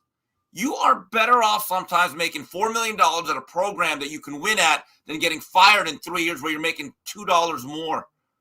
Because these coaches do not understand certain jobs are not for you. Anyway, that's my TED Talk for the day. Yeah, I see D. Jones in here talking about that. I always come out and say coaches should have the right to do so. They should, though, D. Jones. Jesus Christ, grow up. They're adults. All I'm saying is live with their D. Jones. You complain every day on this comment section. Thank you for your patrons. But Jesus Christ, you are a dumb dickhead. No one taught you about life. I mean, you're a perennial malcontent. But thank you for listening. Please don't, cancel on my behalf. But Jesus, Steve Kim woke up and chose violence today, JB. I like I'm it. just being honest. No, look, here's the thing. I am just being honest about these things. I turn down jobs that pay me more than I'd be like, nah, I'm good. Why? That's not the job for me. Here's why, though. Here's the problem line. They should be able to leave. You know why? Because of guys like the kid at Lane Kiffin's Ole Miss who recorded him privately. Guess what? Lane Kiffin should say, I fucking should leave. I'm Team Lane. Grown folks should be able to leave because you young punk-ass kids continue to do this every day. Can I just say something? Most mental health claims, not all, are bullshit. Simple as that. And Lane made it clear. Now, again, he made it clear. Look, we tried to reach out to you. You didn't show up. You didn't even keep in touch. What do you want us to do? Yeah. There comes a point in time when you sign a scholarship, that is still a two-way agreement. You have to show up. There are responsibilities. You can make an argument. Should they get paid? Should they get this? Well, at the same time, they still have a place on the team. They get fed. They get great resources. They take the classes when they can, when they want. They get cut to the head of the line. There are still perks involved with the scholarship, with or without the NIL. So that kid to me is toxic. I feel sorry for any program. And here's the thing that did it for me. I would take that guy's name, and if I'm a company, I say, hey, guys, that guy, let's never hire him. That's the truth. You cannot rely on that individual. And this is why I say what I say, because of this graphic right here that no one wants to bring up and talk about. But the bottom line is this is a recyclable business. These dudes get recycled, and you pay them to leave. Please make sense of this. Tell me what guy that holds a doctorate degree who's a president of a university of higher education can sit here and justify the fact that he's paying you millions of dollars to leave, not to be hired. Well, you know what I would do? Get the fuck out. Get out of here. I'm going to give what you the university should do. Do you realize? Go ahead. You know what the university should do? And you can call it collusion. Every program across the country, no more buyouts. Either you're good enough to do your job, or if you're going to leave, you're not going to get out of here. Look, I would start making it very clear. If you sign a 5-year deal, the university says we need 5 years. The coaches, some of the behavior of the coaches throughout the years, I don't like it when a coach is, I'm here to build something. They have one good year, they leave. That's a lack of character. It is. It is a lack of character. Manny Diaz did it to Temple. And it was the worst thing for him because he had to learn how to be a head coach. And look, Manny's doing a really good job defensively at Penn State. He'll get another job. But someone at Miami that's in that program said, Steve, when he did that, I said, that's a lack of character. Didn't like it. Yeah, he'd been doing that. That's why I didn't blame the players for transferring, because of the example you just used, Steve. If I'm a kid and Manny just recruited me to Temple and promised me all these things, and then after one season you leave, how can I blame the player on wanting to leave when my situation has totally changed? It was a recruiting cycle. It wasn't even a season. Yeah, that's wild. Look, Manny Diaz, I've always said, only undefeated coach in Temple history, 0-0. And I remember when Rick actually resigned the day after the Alabama-Oklahoma game. That was the playoff game that year. And Miami said, we're going to do a national search. And I said, oh, God, this is good. And there's no buyout because Rick said, I'm just done. That buyout, the national search went all the way to Philadelphia. I forgot that was in the building 3 weeks before. Look, you have to live with your decisions. I remember Greg Schiano, who, again, is doing an excellent job rebuilding Rutgers. If he would have never taken that Rutgers job to begin with, before that Sugar Bowl, which ended up being Butch Davis's last job, I'm told Greg Schiano would have gotten the job and not Larry Coker. And that would have, I think, changed Miami history because I think he was a better long-term leader. Here's the problem. He had to live with that decision. And you know what? Like a man, he did. I respect that. 100%. Yeah, I agree. Joe Madden, what's up, Joe Madden on TikTok? What's good, Joe? Yeah, Steve, let's talk about college football. That's your wheelhouse for right now. You know everything, but I got to break down this college football thing with you and this coaching search. So you lose Arvet at Mississippi State. I thought it was a emotional hire. I said it on record last year. Well, it was a tough one. Hold on. No one expected Leach to die. That was a tough one. I think they owed the guy more than a year, but obviously they want to go shopping. I don't know exactly what's going to happen in that situation. Mississippi State's a tough job because it's SEC, but you're fighting always to be the 7th best team in that conference. But here's the thing, Steve. I said it last year. The emotional hire of this kid is the reason that's going to cost this kid future coaching jobs. And I don't know. I think most people would look at that with some nuance. But let's say but how much did he get paid though? $3-4 million? I mean, I'm not saying turn it down. You can't turn the job down. That's pretty good money. That's a pretty good internship, isn't it? No, I'm not saying turn it down from his point. I'm saying from the hiring standpoint, you can't hire that kid because you are setting him up for failure. Well, I don't know. If you put $3-4 million in my bank account for 12 months, and I think most people have nuance that, you know what, that was a tough job. We're not going to count that. I'll take that. Like Luke Fickell, remember, he took over that 1 year at Ohio State, and I think they had 500 records. No one held that against them years later. Yeah, but he had to go mid-major. Well, see? Yeah, but again, for his first full-time job, you should go mid-major. And that's my point. I wish this kid wouldn't have been hired as an emotional hire. I love that. But if you give me a job, they say, Steve, in 11 months, you're not going to be retained. There's $3 to $4 million. I'd be like, yeah, where? Oh, no doubt. And you get to leave Starkville? No offense. No, I didn't say don't take it. I'm just saying I think we make emotional hires in this business that cost kids future jobs. Like what's happening with Deion right now and Sean Lewis. I think Sean Lewis could possibly be in the same boat. He could actually get hurt by leaving a head coaching job at a mid-major, coming back here, getting demoted, and now looking at him like, oh, he accepted the demotion because again, adult decisions have adult accountability. I like Sean Lewis, but Sean, you decided to make that move. Yeah, I agree. All right, so who does Mississippi State go after? Number one on your look, you had a guy on yesterday that could tell you a lot more than me. I don't know exactly what Mississippi State wants, who they need. Do they ditch that air raid that's been such a tradition with them the last few years? I don't know. That's a tough job. That really is. Mike Leach was the guy that they had stability with. I wouldn't really know who Mississippi State would be on their short list. I think Gus Malzahn's number one. I would hire him first. I would go after him first because of the landscape. If Arkansas doesn't want him, I guess, is my point. Because Arkansas did offer him money twice, and he turned it down to basically bargain and get more money at Auburn. So let's be honest. So Arkansas may have a sour taste in the mouth with Gus, but Gus is an all-time legend in Arkansas at high school level, can get Arkansas kids. So I don't know, but I would go after him one. I would go after him at Arkansas. I'd go after him at Mississippi State.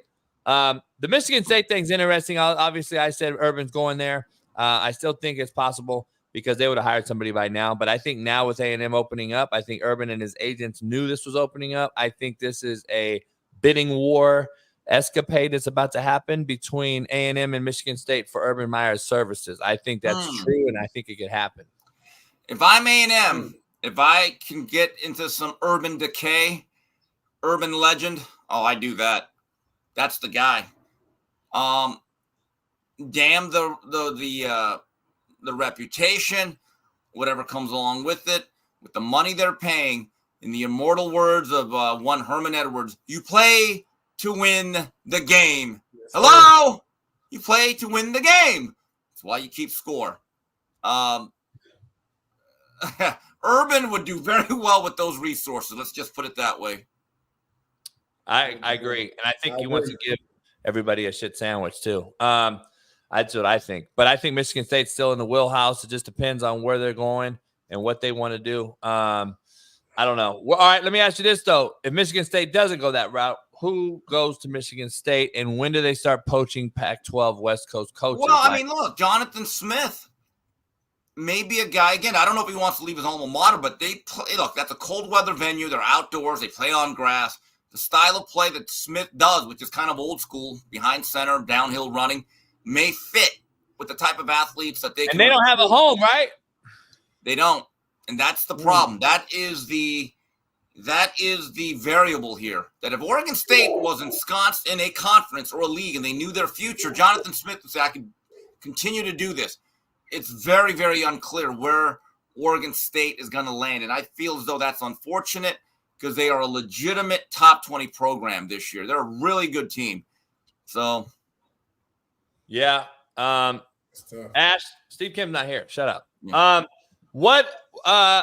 All right, so let me ask you this: if he's not the guy that goes and gets one of these jobs, I want to get to a smaller school that Peterson built up that were beating Power 5 schools. Boise State made a move as well.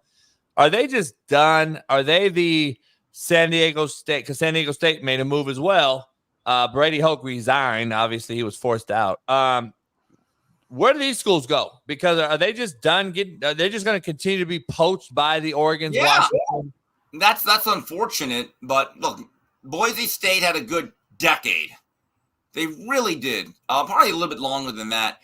Now they're just kind of this team that just plays, and that's what's unfortunate about this conference overhauling and all this realignment.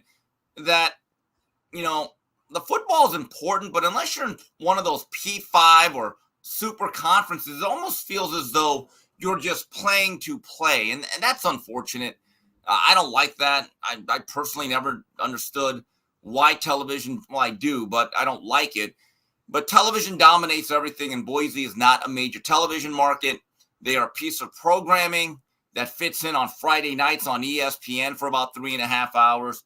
But the days of them consistently winning 11 to 12 games, it's probably over, to be honest with you. And before you get out of here, the Jim Harbaugh thing, setting this precedent, I say the NCAA setting the precedent. I said it yesterday. People took it from, I don't think they understand what I mean here. I understand who suspended them. I know it wasn't the NCAA. People, calm down. What I'm saying is how the Big Ten jumps the governing body, the NCAA, why the NCAA continues to have lack of care about these type of things and then allows this stuff to happen. It seems like Pete Carroll at SC, it seems like let's get this guy out of here so we don't have to get our hands dirty. We don't pay players as it is. We get collectives to do that.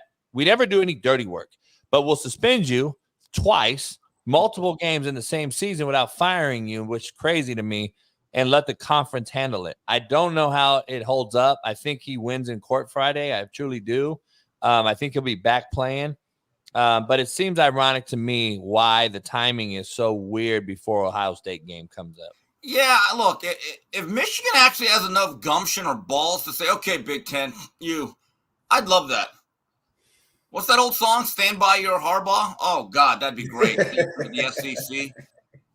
Hey, so that would be unbelievable if Michigan actually just said, you know what, you want to do this? Fine, we're good, bye. I'd love that. I actually, you know what? In life, sometimes you have to take a stand. So, are you Harbaugh to me would be terrible for college football. I want to see a power conference be established that's independent because I think that's what's going to get rid of the NCAA, the non-caring assholes of America. I think Notre Dame, Michigan get together. You bring Oregon State and Wazoo in there. You go get, let's say, Army, Air Force, Navy. I don't know if you get those schools or not, but there's some independents that you could go grab and get in there. Yeah. And I think you can make it decent. I think it almost seems like if a network doesn't support a conference, that conference is not going to matter. Guys, I got to get going. My fearless schedule. Someone asked me about why is Tyler Van Dyke still starting before I go. The reality is this, and me and JB talked about it. The word is Ja'Cory Brown and his family asked to be redshirted this season. Redshirt would actually be preserved now because he hasn't played in any games. You get 4 games. But I guess the word is now that I guess they didn't want to play at all. My view is with his style of play, he's very raw, unbelievable athlete. I say play him now and begin his process of developing him into a dual threat quarterback, which I think Miami needs to go to. But if he doesn't want to play at all, I'm just thinking, who's running the show here? So, Coach, can you tell people what your last thing you would say to a family as they sign on the dotted line? I think this was a great line, and all coaches should take this tact. Parents, please stand up. Recruiting is now fucking over. Get out. That's it. I'm done selling you. Because the thing is, guys, when TBD, and he's already been announced as a starter, and I don't blame Cristobal, except he did make that deal. When he runs out to the field, it's going to be very toxic for that young man. It really is, with the way he's played, the way the season's played out. And look, if you said, Steve, Ja'Cory Brown's going to play the rest of the year and take every snap, I'd be interested in seeing what we have, because he's an athletic guy that's very twitchy with the live arm, but he has to be refined, and he needs a lot of snaps. And I was talking about this on a space, and I'm not saying he's going to be Vince Young, but if you watch Vince Young at 2003, he looked terrible. As I like to say, he threw more bounce passes than Steve Nash. It looked ugly. There were games where I said, what in the world is Mac Brown thinking? Move this kid over and see if he can run a deep comeback and a dig. He looked nothing like a quarterback. By the end of 2004, they were beating Michigan in a classic Rose Bowl. And then in 2005, he led them to a national title. But it was a process. There was an evolution of Vince Young that you had to say, we will go through the rough times. We'll take bad quarterback play, but you're going to get better just through repetition. My view is let's begin that now. But if the family and the kid don't want to do it, well, you've handcuffed yourself as a program. Yeah, I agree. That's real. Hey, I knew you gotta go, Steve. You got 15. You got 15 seconds to answer this. This fan paid money for his question.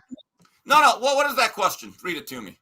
Steve, is the Mexican monster the most feared 168-pounder? Who wins, him or Andrade? Well, he's talking about David Benavidez, who fights Andrade Thanksgiving weekend, November 25th in Las Vegas. My view is Benavidez is the most feared non-Canelo guy at 68. Now, do I think he gives Canelo fits with his activity and his size? I do, and his volume punching. But he's also a little bit unproven. I mean, he beat Caleb Plant. Look, Andre's going to be tough. Boo Boo has movement. He's a good athlete, and he's southpaw. The question is, can Demetrius do that for 36 minutes? Because that's the thing. Holding off Benavidez for 12 rounds has proven to be very, very difficult. But Benavidez is also growing out of that weight. So that's a variable. How much of his legs is he going to have on that night of November 25th? But yes, I would say short of anyone else moving up or moving down, Benavidez is the most feared and respected contender in that division.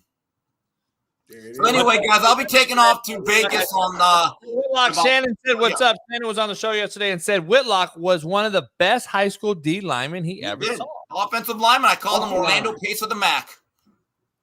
Hey, Orlando. In high school. High school. Orlando Pace of the MAC. So, guys, I'm not going to be able to be on Thursday. I got some stuff. I'll talk to you guys next week. All right, brother. Appreciate you. Appreciate you. Steve Kim. Woo, it's been a loaded show. Who's that? Oh, who's that? Hold on, Tina. Yes, friend. I have male friend from high school. If you're not each other's type, JB, I'll beat you in hoop and put oil in the car. Sounds like she's shooting her shot, Miss Tina. Beat you in hoop, put oil in your car. She said, whatever you need. Hey. Is this white people shit, black people shit, or just shit?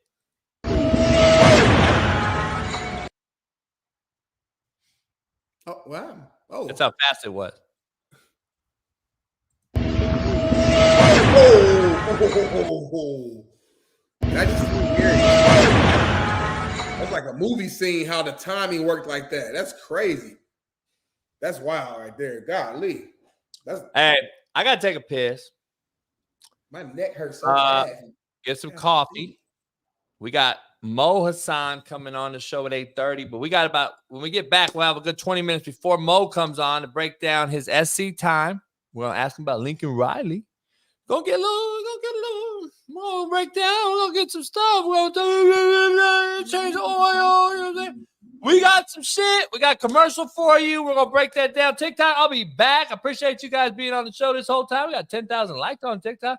But we don't got 10,000 likes on YouTube. That's what I'm tripping off of. We got 250 likes on YouTube right now, Jay. That's wild. 250, that's it? That's what I'm heard. That's what I'm hearing. We had 900. That's what they told me. We got 900 on yesterday's show. What?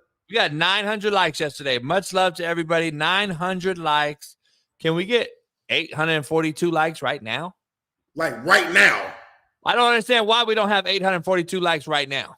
It takes like 5 seconds, JB. Just hit like. That's it. Real quick. Not even 5 seconds. 1 second. Like that. Hey, hit the like button right now on me. Hit the like button on 3. 1, 2, 3. Hit the like button. Now. Right there. Got hit it. Like. Not hit hard. It. Gene, TJ, Red, Atina, Max. Just hit it. Just go. Come on. What are we Big doing? Smitty, I got a secret for you. I'm going to show you. You got a secret? I can't wait. I'm going to break it down when we come back. I'll be back in 4 minutes. Bailey, let me ask you a question. I got a question for you that's kind of both here. So when you're picking a driver, all right, you're going to find that driver. Does it correlate to this question? Is it like finding the quarterback? 1,000%. Really? So are you going through a process of like, what is it? Process of elimination, or is it a pool? How do you find your next guy that has the it factor? That's the guy. And see, it's just like you would do when you would go and recruit. So 2 weeks after the season's over, I'm going to be at a late model race, which is a real low class race, to watch these drivers from start to finish. So I'll spend 3 days I'll take my motor home and I'll spend 3 days watching these kids. Okay. Now they need some funding to go NASCAR racing. I'm not going to lie. They have to have funding, but I'll watch these kids. And then after that, 2 more weeks later, I'll go to another one. So when the season's over, I'm trying to find talent, even talent to work on these things, to be able to work on the cars. It's not just talent as far as racing, but it is exactly like my daughter went to college to play softball and my youngest went to college to play basketball. It's just like AAU basketball, or it's just like playing, travel softball. Like, I mean, it's the same thing. You go to these places to watch them, and these, like, as you as a coach, when you were there, the parents was like, hey, Coach JB's here. He's over there watching X. Like, our kid needs to do good. He might like our kid. And that's the way my kids made it, was by a coach coming to watch another kid that was an A1 kid. My kids made it because they had stellar games every time that coach showed up. That's the same thing we do, just like what you do for quarterbacks. Now, the NFL is probably different. They probably have people they send out and they to come back and get them. But in our case, Matt Colleague's put a lot of trust into me and to go find these drivers. And we've done good with a guy named AJ Allmendinger, older guy, just like an Aaron Rodgers. I consider him an Aaron Rodgers. He's the world's greatest, in my opinion, road course racer. He will go in the Hall of Fame for how many road course races he's won. And then we've had Justin Haley. We've had Daniel Hemrick. My alma mater, where I'm from, my roots, my grassroots. The stadium's named after my uncle, Tay Brown. I put a lot of blood, sweat, and tears into the place. I played there. I was the head coach there. Compton College. I've had a conversation with Marcellus in recent weeks about it. Compton College just forfeited their 4th game of the season. Not only has they forfeited this 4th game of the season, the last 3 years, they forfeited the last 2 weeks of the season, 3 years in a row. So what happens is when that happens, kids lose scholarship opportunities. They lose film. It's a bloodbath out there because you got players playing out of position. So you're not really being able to coach kids in the right way to get them going. Now, my good friend's a head coach there right now. He just took the job to put a Band-Aid on a bullet wound and try to fix a program that is in dire need and dire straits. The president of that college is an absolute buffoon who's absolutely trying to fold it and trying to get rid of it. Now, this is a guy I actually grew up with. The president is a cat that just has not a clue. And he wants this thing to implode. That's the truth. He wants to get this thing blown up. Because California JUCO is different. They don't want California JUCO kids. They don't want California JUCO. They don't want to play football. They want the JUCO, the money the state gives them for attending it, FTE, which is full-time enrollment. They want the perks and the benefits that the state and financial aid and different things give them, but they don't want the headache of football. Because if you're in the hood and inner city football, LA Southwest, West LA, Compton College, East LA, El Camino, Cerritos College, Long Beach City, LA Harbor. What happens is you fold that and kids don't. All right. Getting a little breaking news here. Hold on.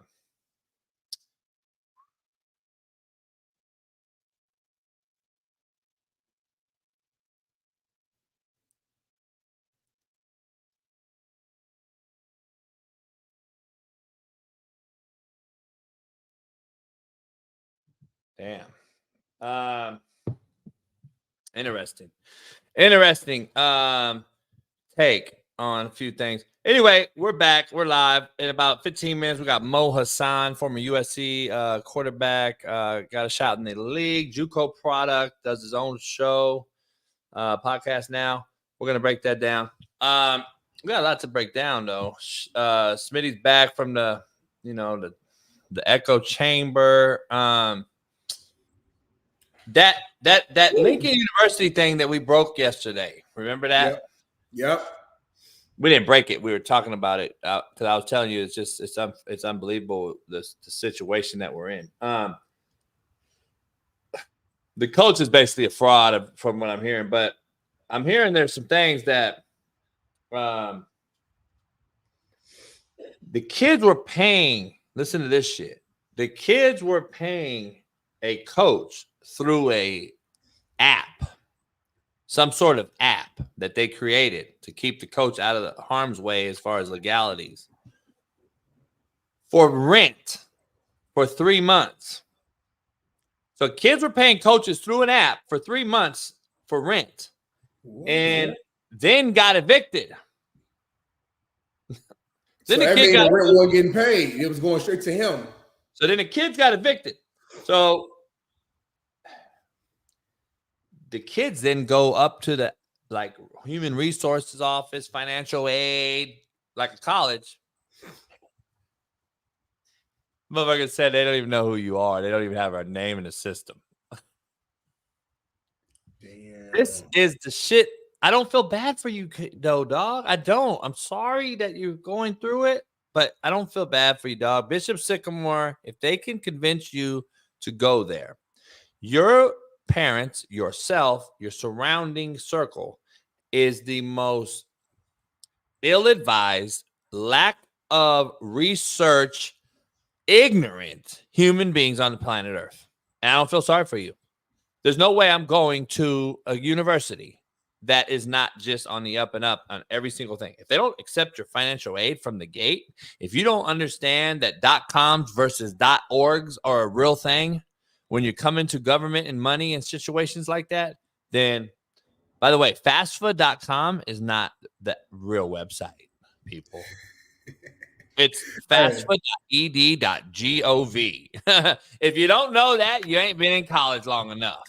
So you speaking my language. I got the full fast food grant every semester, JB. I was paid in college. I ain't gonna lie to y'all. I wasn't paid with NIL, but I had that federal Pell Grant and I used to stack up. Ooh-wee. I missed that. I need that right now, JB. I'm telling you. I wish we had a fast phone this show. I'm just telling you. Yeah, exactly. We need fast phone. Can we get financial aid for doing the show though? We're teaching lessons. We might be able to. Let just apply and see what happens. Why not? We're teaching life lessons every single time. Teaching more life lessons than shit. Shit. Man, I gotta break something down for you. There's some black people shit real quick before Mo pops on. Yeah, I knew that was next. I see it in the bottom. I knew it was coming up. Let's do it. So let's break this down. So are these women inmates as well, or did they hell no? You see how they dressed? So how do these women get in? Like, who are these? Like strippers? How do they get in? In the commissary, they brought them in. Boom. Whoa. And they're all, they're regular bras. They're either bras they've been talking to on your Snapchats or your Snapchat or Chat Snap or whatever you call it. There's on the swipe one, the Tinder, all those things is what these broads are. They met them through whatever. They brought them in and bam. You know what I mean? So it's pretty impressive. Jailbirds ain't seen nothing in a while. I don't want to show the other black people shit one with the kids with the guns. I think we'll get a hit. Yeah, we probably will, but I did see it, and that's ignorant. It's bullshit. Whether it's a fake gun or real, I don't know what it looked real to me. Regardless, videos like that and situations like that is what make my people look bad, man. I'm gonna be real with you. It's like, come on, man. People see that and then they use that to define all of us, and it's just like a bad look, bro. It's kids. You don't play like that with kids. It's not cool. It's not fun. It's not dope. It's not funny. And then you wonder why the kid grows up and he's 13, 14, and he wants to go shoot somebody because they stepped on the shoe. Well, he's been had a gun in his hands since he was 4 years old. It's not like a baby's born being in the streets or a baby's born being this or that way. But when you're, as a parent or an adult, when you're teaching your kids certain things and exposing them to certain things, there are some consequences. So I saw that video, JB. I was pissed off, honestly, when I saw it. I'm going to be real. Hey, Freddie Mac said he don't know what this is, me. Please let me know what it is. Because you're right. I don't know. What is he referring to? Probably the video. I'm from Beverly Hills, Freddie Mac. So tell me what it is. You and Freddie have an instant relationship. Hey, Freddie Mac, whatever your name is. I will bet you that I got more scars from jail than your motherfucking ass, homeboy. You want to bet that? You want to bet dollars to dimes on that? Do you want to compare scars? You been stabbed in the pen, homie? I have. Oh, bitch ass motherfucker. Stop talking to me, homie. You don't know shit. You couldn't bust a grape in a fruit fry where I'm from, motherfucker. Don't get it twisted. See, cats be taking motherfucking kindness for weakness, homie. It really blows my mind, dog. It really blows my mind. But anyway, I know you was stabbing again, JB. I got them. I got ice pick scars. Do you, motherfucker? You talk about act like you know me, dog. You a bitch. You a bitch, homie. Keep it real. I am proud to go to jail. You know why? Because I taught other kids, black kids, that you don't help, motherfucker, that I do help, how not to go to jail. So I am proud why I went to jail, soft-ass pussy. Your ass ain't out here helping them. I bet you that. See, there's a learning lesson in everything we go through in life. They hide behind the computer as bitch make comments, homie. That's the real shit about it. Y'all can't fuck with me. You know you can't fuck with me because I'm the realest cat you've ever come across, homeboy. Soft ass 6'7" bitch. Anyway, I got some shit for you right here. Now that's the JB I know. That's the Jason Brown that we all know and love, baby. Let's do it. Jimbo Bass Fisherman. I can see him right now just chilling, just fucking throwing the line and wheeling it back in. Freddie Mac, I'll send you my address, bitch boy. Anytime you feeling froggy, come leap, homeboy. Don't get it twisted. I ain't an actor, motherfucker. So, Bass Fisherman. Jimbo Fisher is a bass fisherman all fucking day long. If you don't think so, you are way out of the way. Cartel member. That's my boy Avilos at Boise State. That motherfucker just put a suit on. He just sold a shitload of yay. My man Arvette, homie. He's a math teacher all day long. There's no argument there. Algebra, fucking geometry, that's him.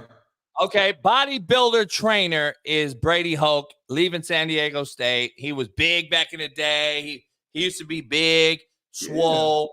Yeah. Now he's like, that's Brady Hoke. Hold on, that's Brady. I hope so. No, I think Brady Hoke look way different now. I ain't seen him in a long time. Yeah. I don't know. Jim Harbaugh's a trial lawyer, dog. Let's just keep it real. That's what we got to put him. And then James Franklin, we already know who he is. Come on, he's Keith from Kel and Peel. I mean, he's even done jokes about him. You already know that. So he's came to campus with him and did the joke. I'm trying to see Jim Harbaugh, though. I feel like it's something else there, real quick. I'm trying to look at him for a minute. Like, what does he look like? He look like, I don't know. He look like something else. I gotta look at his picture for a long time. Avilos could also be like, he's one of those street agents also that does like 7-on-7, and he is coaching still, but he does 7-on-7, and he does all he gets everything together and shit. Yeah, kind of the middleman between everything. Jim does look like a PE teacher, but we got to go with trial lawyer for right now. We're gonna stay with trial lawyer, but I'm gonna think it through. I feel like he got something else. I feel like he's a lawyer, but he does drugs a little bit. It's something else there. You worse than me cussing out Freddie Mac. Let's see. All right, back to brass tacks here, real quick, to what we started the show with. Yes, please. Before we bring our last guest on, I gotta ask you. The reason I came out and said I stay single. And you can't have relationship with the opposite sex and all that shit without actually hitting. It's because of this guy right here. Women, this is your matrix. You got your cute axis and you got your money axis, okay? And if you have, there's only 3 sections. Women have a very large no-go zone. This is for dudes who are neither hot nor have a lot of money. You'll notice over here, this is the husband section. Once you cross a line and have sufficient amounts of money, it is no longer relevant how hot you are. And then women have a fun zone here where a dude is broke but hot. That is the cute versus rich matrix for women's use. There you go. What you got to say about that? He kept it real. That's an interesting breakdown right there. Like, you can have so much money that your looks don't matter. We see that all the time. We see these sugar daddies or whatever, you know what I mean, with these young chicks buying them whatever they want. You see the guys who in the hood stand on shorty couch, you know what I mean, but she likes the way he looks, likes his sex or whatever, so she keeps him around. And then you see the guys who ain't got nothing going for them, who don't get nothing. You kind of see all three. Here's the thing about it. I'm curious to see. I'm curious. This is my point I made about women don't go down. Men do. Men won't. Women won't. Women is not going down. Let's be real. Smitty. No offense to you. Don't take offense to this. But I'm gonna be offensive. If you love it, no offense. And then the motherfucker. People always say that, and then you literally about to dog my ass in the next line. No offense. In defense of. And then the motherfucker, it literally is unbelievable. Anyway, no offense. But let's say that some big top dollar hoes, that's what they are. They come up to Fox and they waiting for all the men to come out and they going to pick the men. They're going to see Shady, Acho, and they know their money. They know their financial backing. They know what they make. And then Smitty walking out, the nicest one of all the motherfuckers, probably the best looking one of all of them. Clean, you know, in shape, young. They not fucking with you. They're not. Like, keep it real. They not going, man. Smitty's great, smile on Coach JB show, but you know they're not paying him right now. You're not getting no bread right now. They're not making that big money. I need Acho to make 7 figures. I need Shady, got money, NFL money. I'm gonna go there. They not going to you. Breaking news: Kim Dorsey, I heard, was just fired. I got a text message. Is that true? Can we find out? Is that true? No way. I want to be sure before we say that. I want to be sure. Is that true or not? Change in Buffalo. Bills fired offensive coordinator Ken Dorsey. This is Adam Schefter. Oh my God. Adam Schefter. I got the tweet right here. I'm gonna send it to you, Bailey, right now. Message. That's good. So it obviously aired. It's out there. Hey man, this is step one of just a total collapse. This is how it starts. You start to lose games.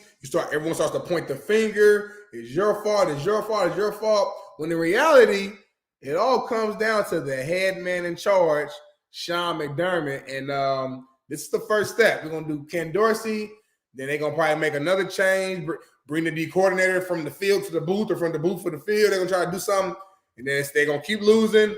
And eventually, Sean McDermott's gonna be the one who gets the call at the end of the season. Hey, I gotta ask a question about when we broke the news about who stole the chains and all that. What is the Brady show? Tom Brady?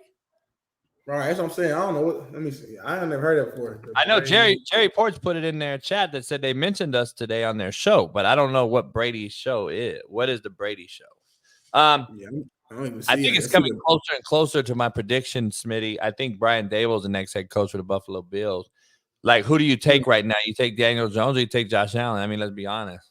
Even though Josh Allen's struggling, but I could say Josh Allen's struggling because of the lack of quarterback. So I take Josh Allen all day. Yeah, if I'm Brian Daboll, hell yeah, I'm taking Josh Allen. It's not even close. It's not even the same ballpark. Let's ask a former quarterback. Let's ask a quarterback. Mo, what up? What up, boys? Mo Money Mo Problem. What's going on, Money Mo? What's going on, man? Hey, Smitty, I know you remember you met him at the Pump Brothers? Yeah, well, come on now. I got a great memory. How you doing, my guy? It was a good time. Good, brother. Because I don't think Smitty remembered you at all. It was the first person I met who walked in. Hey, Mo, what's going on, man? Where you at? I'm out here in Calabasas, man. Beautiful Calabasas. Okay, so you out here. All right, you out here. I'm out here. So tomorrow, Mo's coming to the house, Big Smitty. He's gonna do a show here at my house in the lounge. You know what I mean? I hope he can handle some cigar smoke and ash. We might have to do. We're gonna do like a it's like a Barstool style. We're gonna have to have Ash may have to be in there like eating ice cream or something. He could be my Caleb Presley. What's his name? Yeah. What's the big dude's name? Yeah. I know what you're talking about. Yeah, Caleb and them are coming to my house, and they're going to do a show on a Sunday Conversation in the lounge. Oh, that's going to be sick. Yeah, it's going to be big right there. So, but that's funny, man. It's funny when that happens. I hope it's done before the football season ends. But so, what do you got going, Mo? Get everybody. Before I tell them who you are from my point of view, tell them what you got going right now, because I've already introduced you earlier in the show. Tell them what you got going right now as far as your show that's getting. I love what you're doing. You're killing it. What do you got going right now? Appreciate it. Yeah, man. So it's called Momentum. And basically it started off when I was at USC last year, and I'd have all my teammates on.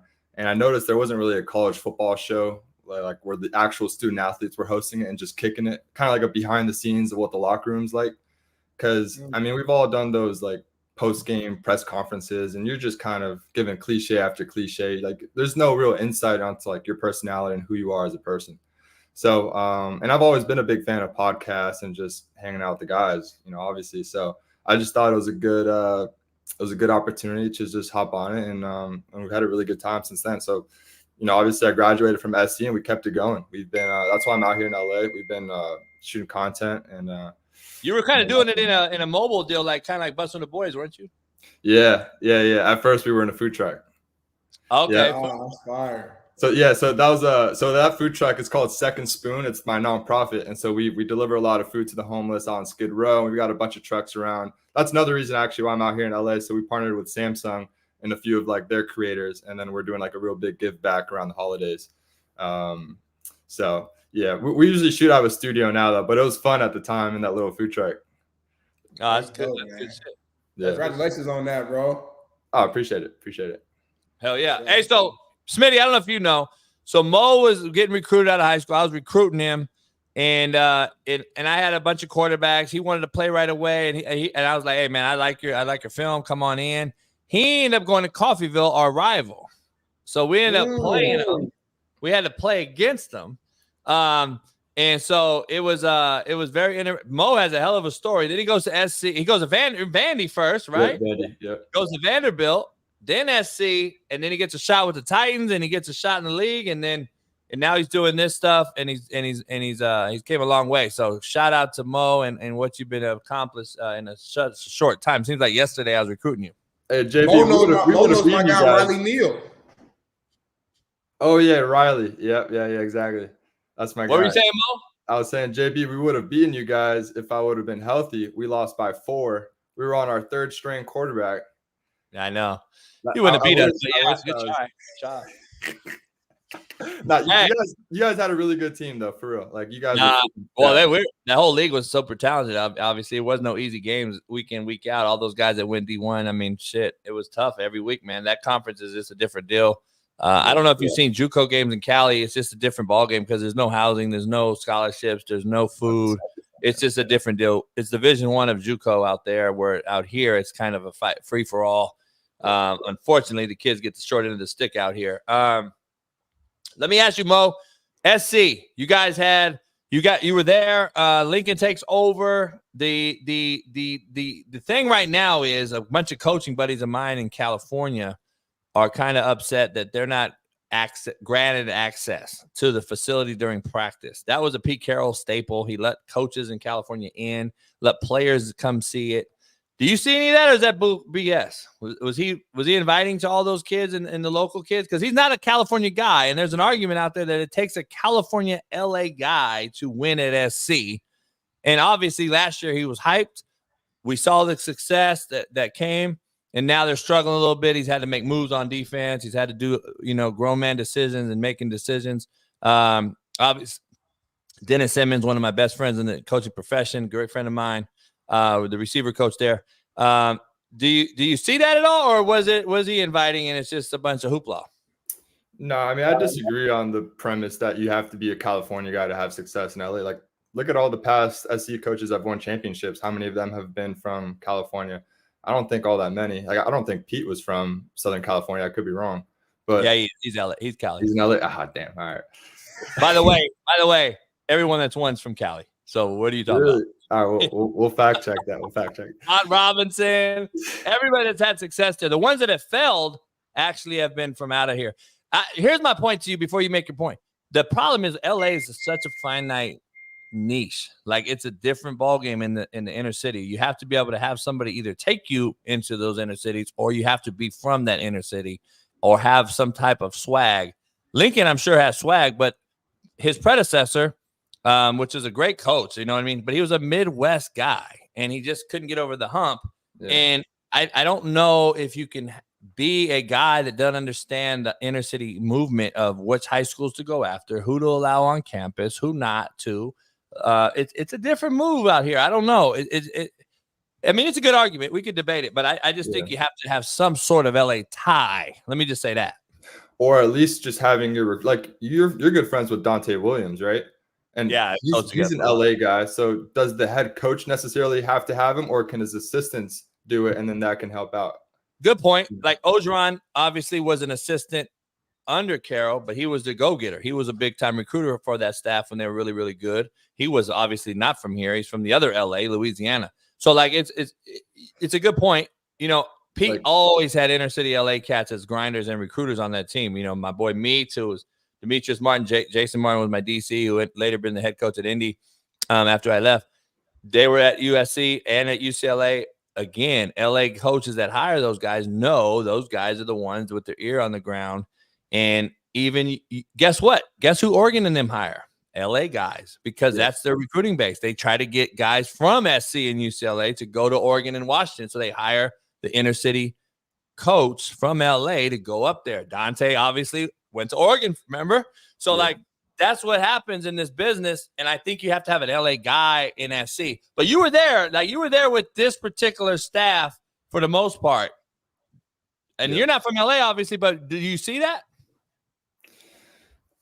I think you're right, because I'm from Miami, and that's always the same conversation in South Florida. Is like, keep the South Florida kids. You hear the same thing in Southern California, and same thing in Texas. Like, any hub where you got like great football talent, obviously you keep those kids. You got a chance at winning a championship. So to that, I would to play devil's advocate on your point. I'd say the best recruiting pitch that any offensive player in the country can have is, hey, I'm going to play with a quarterback. Say I'm a receiver or running back. I've got a pretty good chance at playing with a Heisman level quarterback. So I'm going to get the ball. I'm going to get touches. One of the best offensive minds. Like, I know you've got a lot of qualms with Coach Riley, but I don't think you can debate how great he is as an offensive mind. That's anybody can agree with that, right? He's a genius, quote unquote, in terms of the creativity and the concepts and all that. So you're going to get the ball in space. And as an offensive lineman, I'm also going to get opportunities to play in the league. Look at all the OU offensive linemen.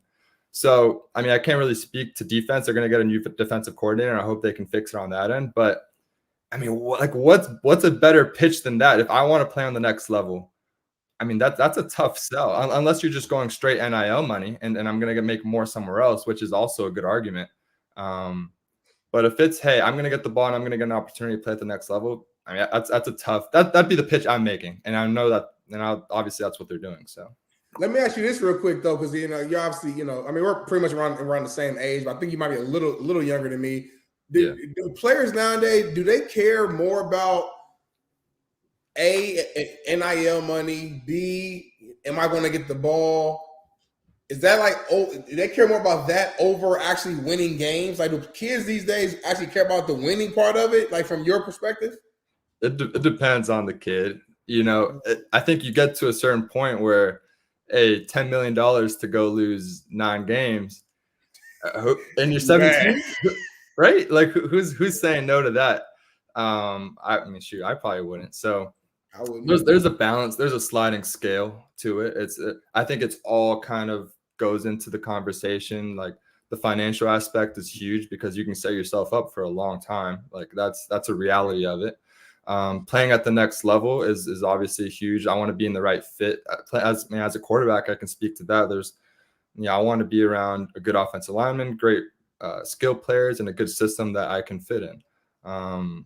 And so, yeah, I think all of those things, man. But you're right, man. It gets muddy with the money. So, hey, you played in this recent era. You got to be in this NIL stuff, the transfer portal stuff. It is its heaviest point. This is what it is now. You played in the mix of this stuff. So I got quorums with everything. Here's the issue I have. There's $146 million owed to fired coaches in the last 3 days. $146 million to pay coaches to leave. Let that sink in. To leave. I'm not going to get too into it too deep, but I've known all these guys for a long time. I've dealt with all of them for a long time. Here's the issue I have.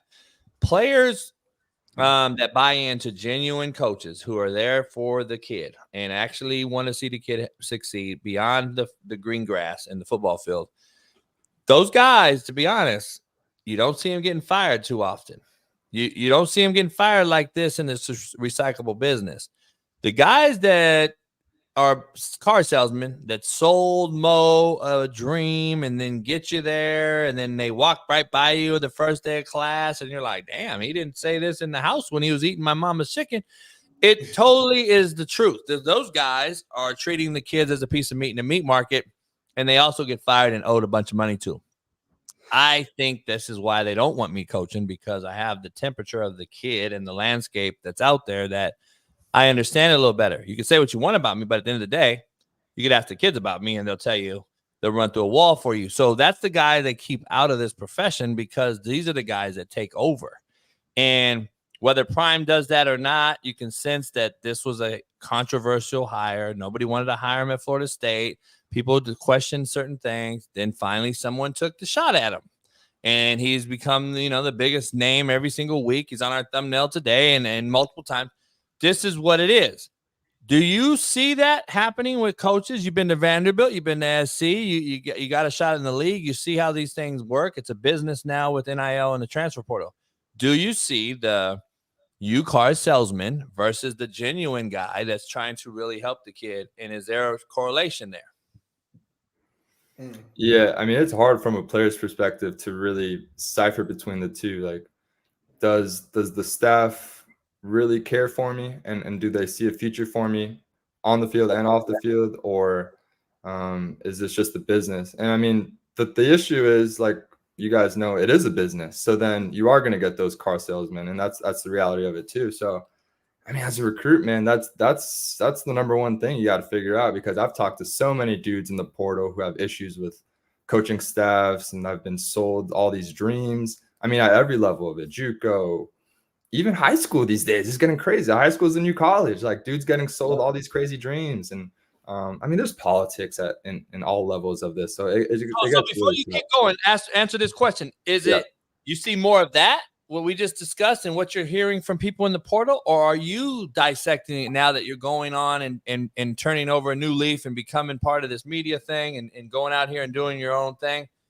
Do you see that part of it, or do you see these cats you looking back and like, man, you're just soft too? The same coach yelled at me the same way he yelled at you, but you want to leave, and I actually stay. Why can't you stick it out?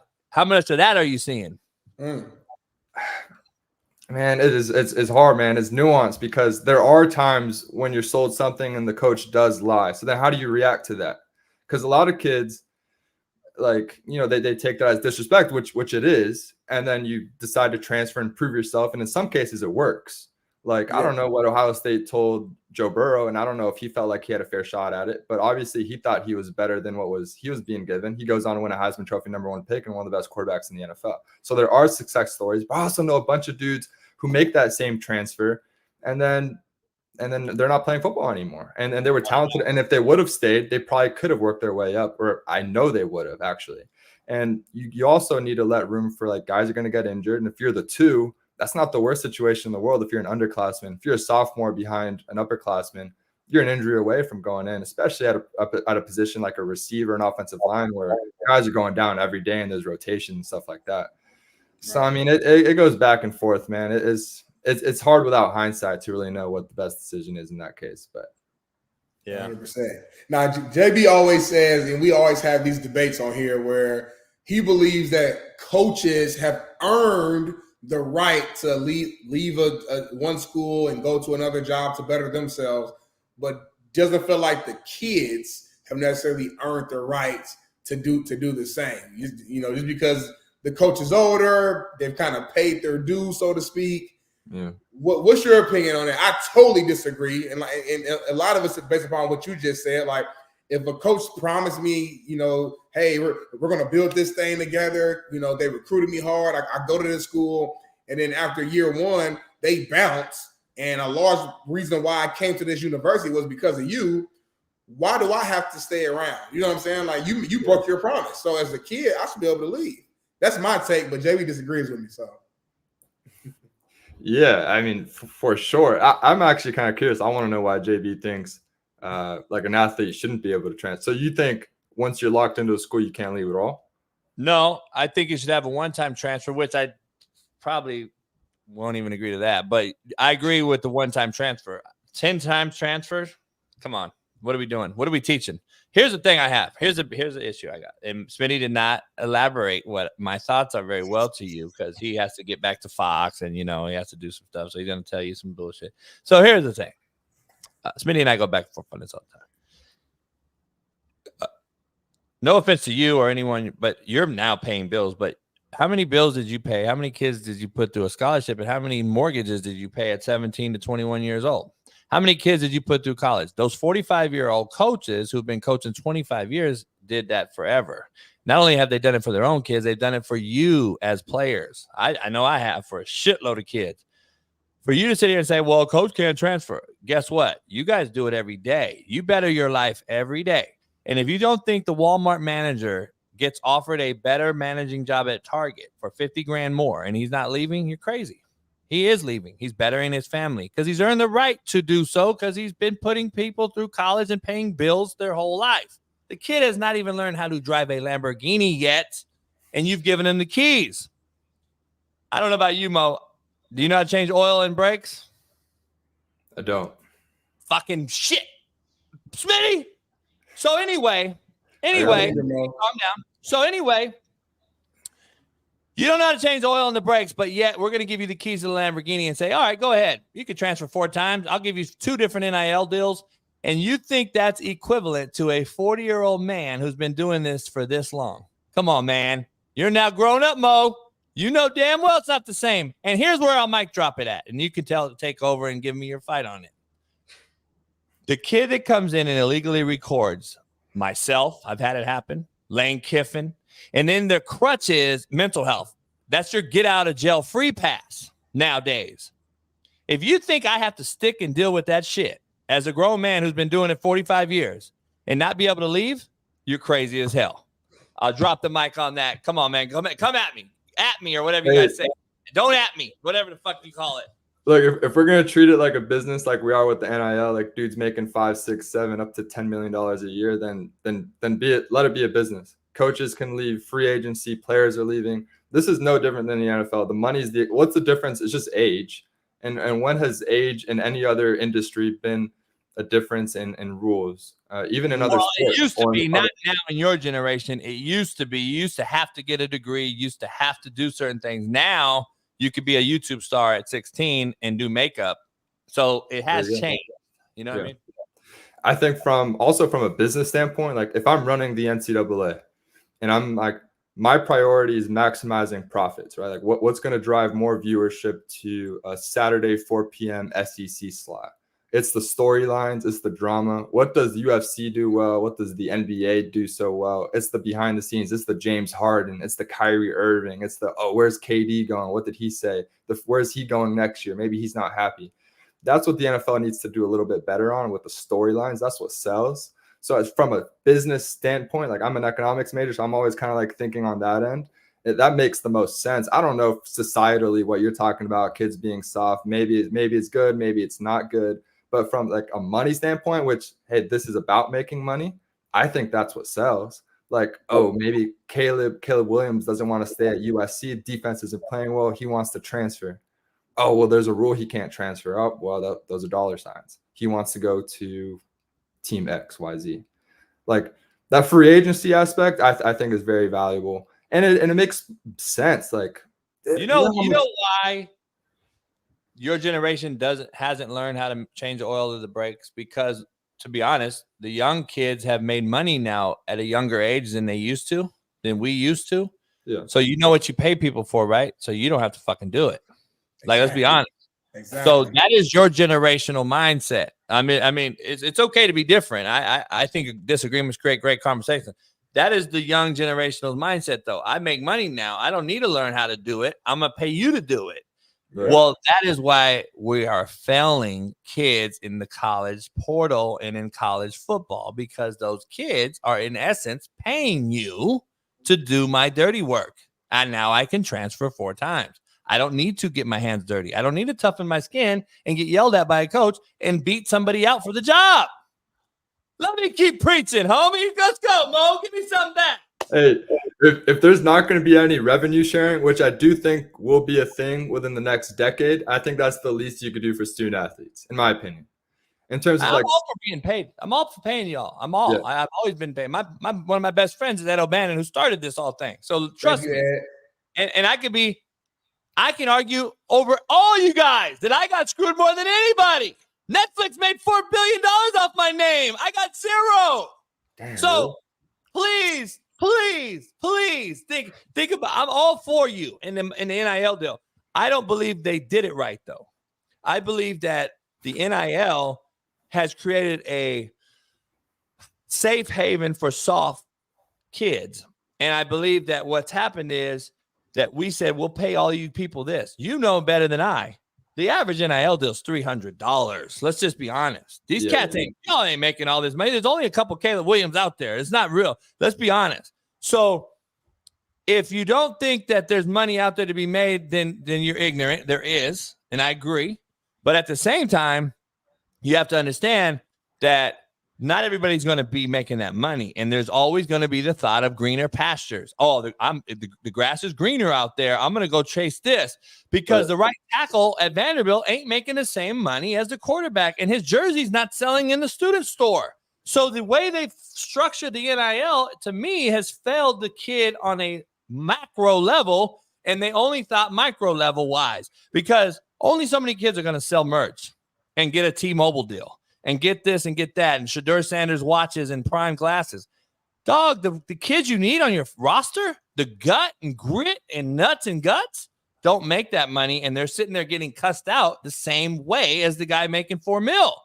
And he's like, well, why am I getting cussed out? I'm the one protecting his ass, and I get $400 a month. Yeah. Like, and you know as I know, because I know agree from with other that, people and coaching buddies, they're going right through one ear and out the other. They're not going to get cussed out by somebody after they're out here bleeding and sweating just the same way, but not getting the money.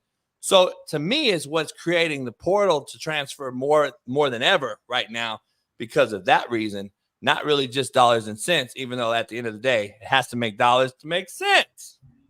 I mean, but JB, you just spent all this time talking about how coaches are car salesmen and don't care about actual players. And I don't think the NCAA cares either. Like, this is just to pretend that they do. You know what the NCAA means? Non-caring assholes of America. I agree 1,000%. That's what I'm saying. They do not care at all about student athletes. They want to make money and they want to get as many eyeballs on the screen as possible. And so it just doesn't make any sense to me that they're going to have these restrictions on kids when this is professional football. Like, by every definition of employment in terms of how much money they're making in revenue, television sales, employment status, and like, you know better than anyone, like the amount of time that's spent at practice and meeting rooms. Like, I mean, this is an all-day deal. You can't do anything outside of basically college football. You can't have another job. So yeah, nah, it's real. Now I gotta ask you this, man. We got you on here, so I got, we brought up a couple times. We've had multiple instances where players/coaches have gotten emotional at the end of the game. We had Sharon Moore, I think, coach from Michigan, was crying at the end of the game. Obviously, USC with Caleb crying at the end of the game. It caused a whole big conversation around the sports world. Just what's your take when it comes to not even those specific cases per se, but just crying after a tough loss or a big win in general? Like, are you an advocate for it? Do you care? Does it matter? Is it soft? Just where does your brain land when it comes to that?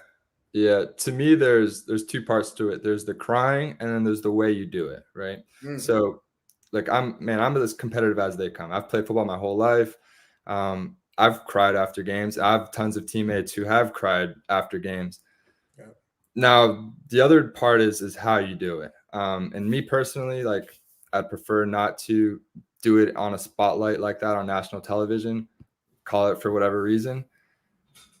The thing with Caleb, like I spent a lot of time with him, and so I'd consider him a friend. I know he doesn't care. That's the number one thing. And like, that's what makes him a good football player too, though. Like, he doesn't care what I think about this. He doesn't care what you guys think about this. That's just the way he's wired. And it's really interesting. He makes money, right? He makes money. But that's not why he doesn't care. That's just, if he were broke, he'd be the same exact way. That's just, he's the most confident dude I've ever been around. He does not care at all. And so if that's just, I'm telling you. And so if that's how he's wired, that's how he's wired. And respect to it, man. Like look, he's in my opinion the best college quarterback. If you sit here and tell me he doesn't care, and you're confident in that, doesn't care what anyone thinks, can I flip it and say I don't think he cares about USC either? Well, I disagree, but I want to hear why. Well, he's not a USC guy. He was transferred there with his head coach, so he didn't really go through the recruiting process to go to USC. He kind of went to USC because his head coach brought him there. I don't think you can really care for a university anymore at all.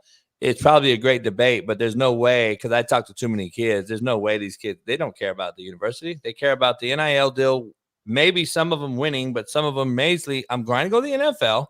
I want to get an NIL deal while I'm there. I don't think they're really caring about the university in totality. If you think they are, please break it down, because I don't see it. I mean, to a certain level, like, who cares about the university? He cares about winning football games, and he cares about his teammates. To me, that's a million times more important than the structure of a university or the president of you. Like, he's not doing this for Carol Folt.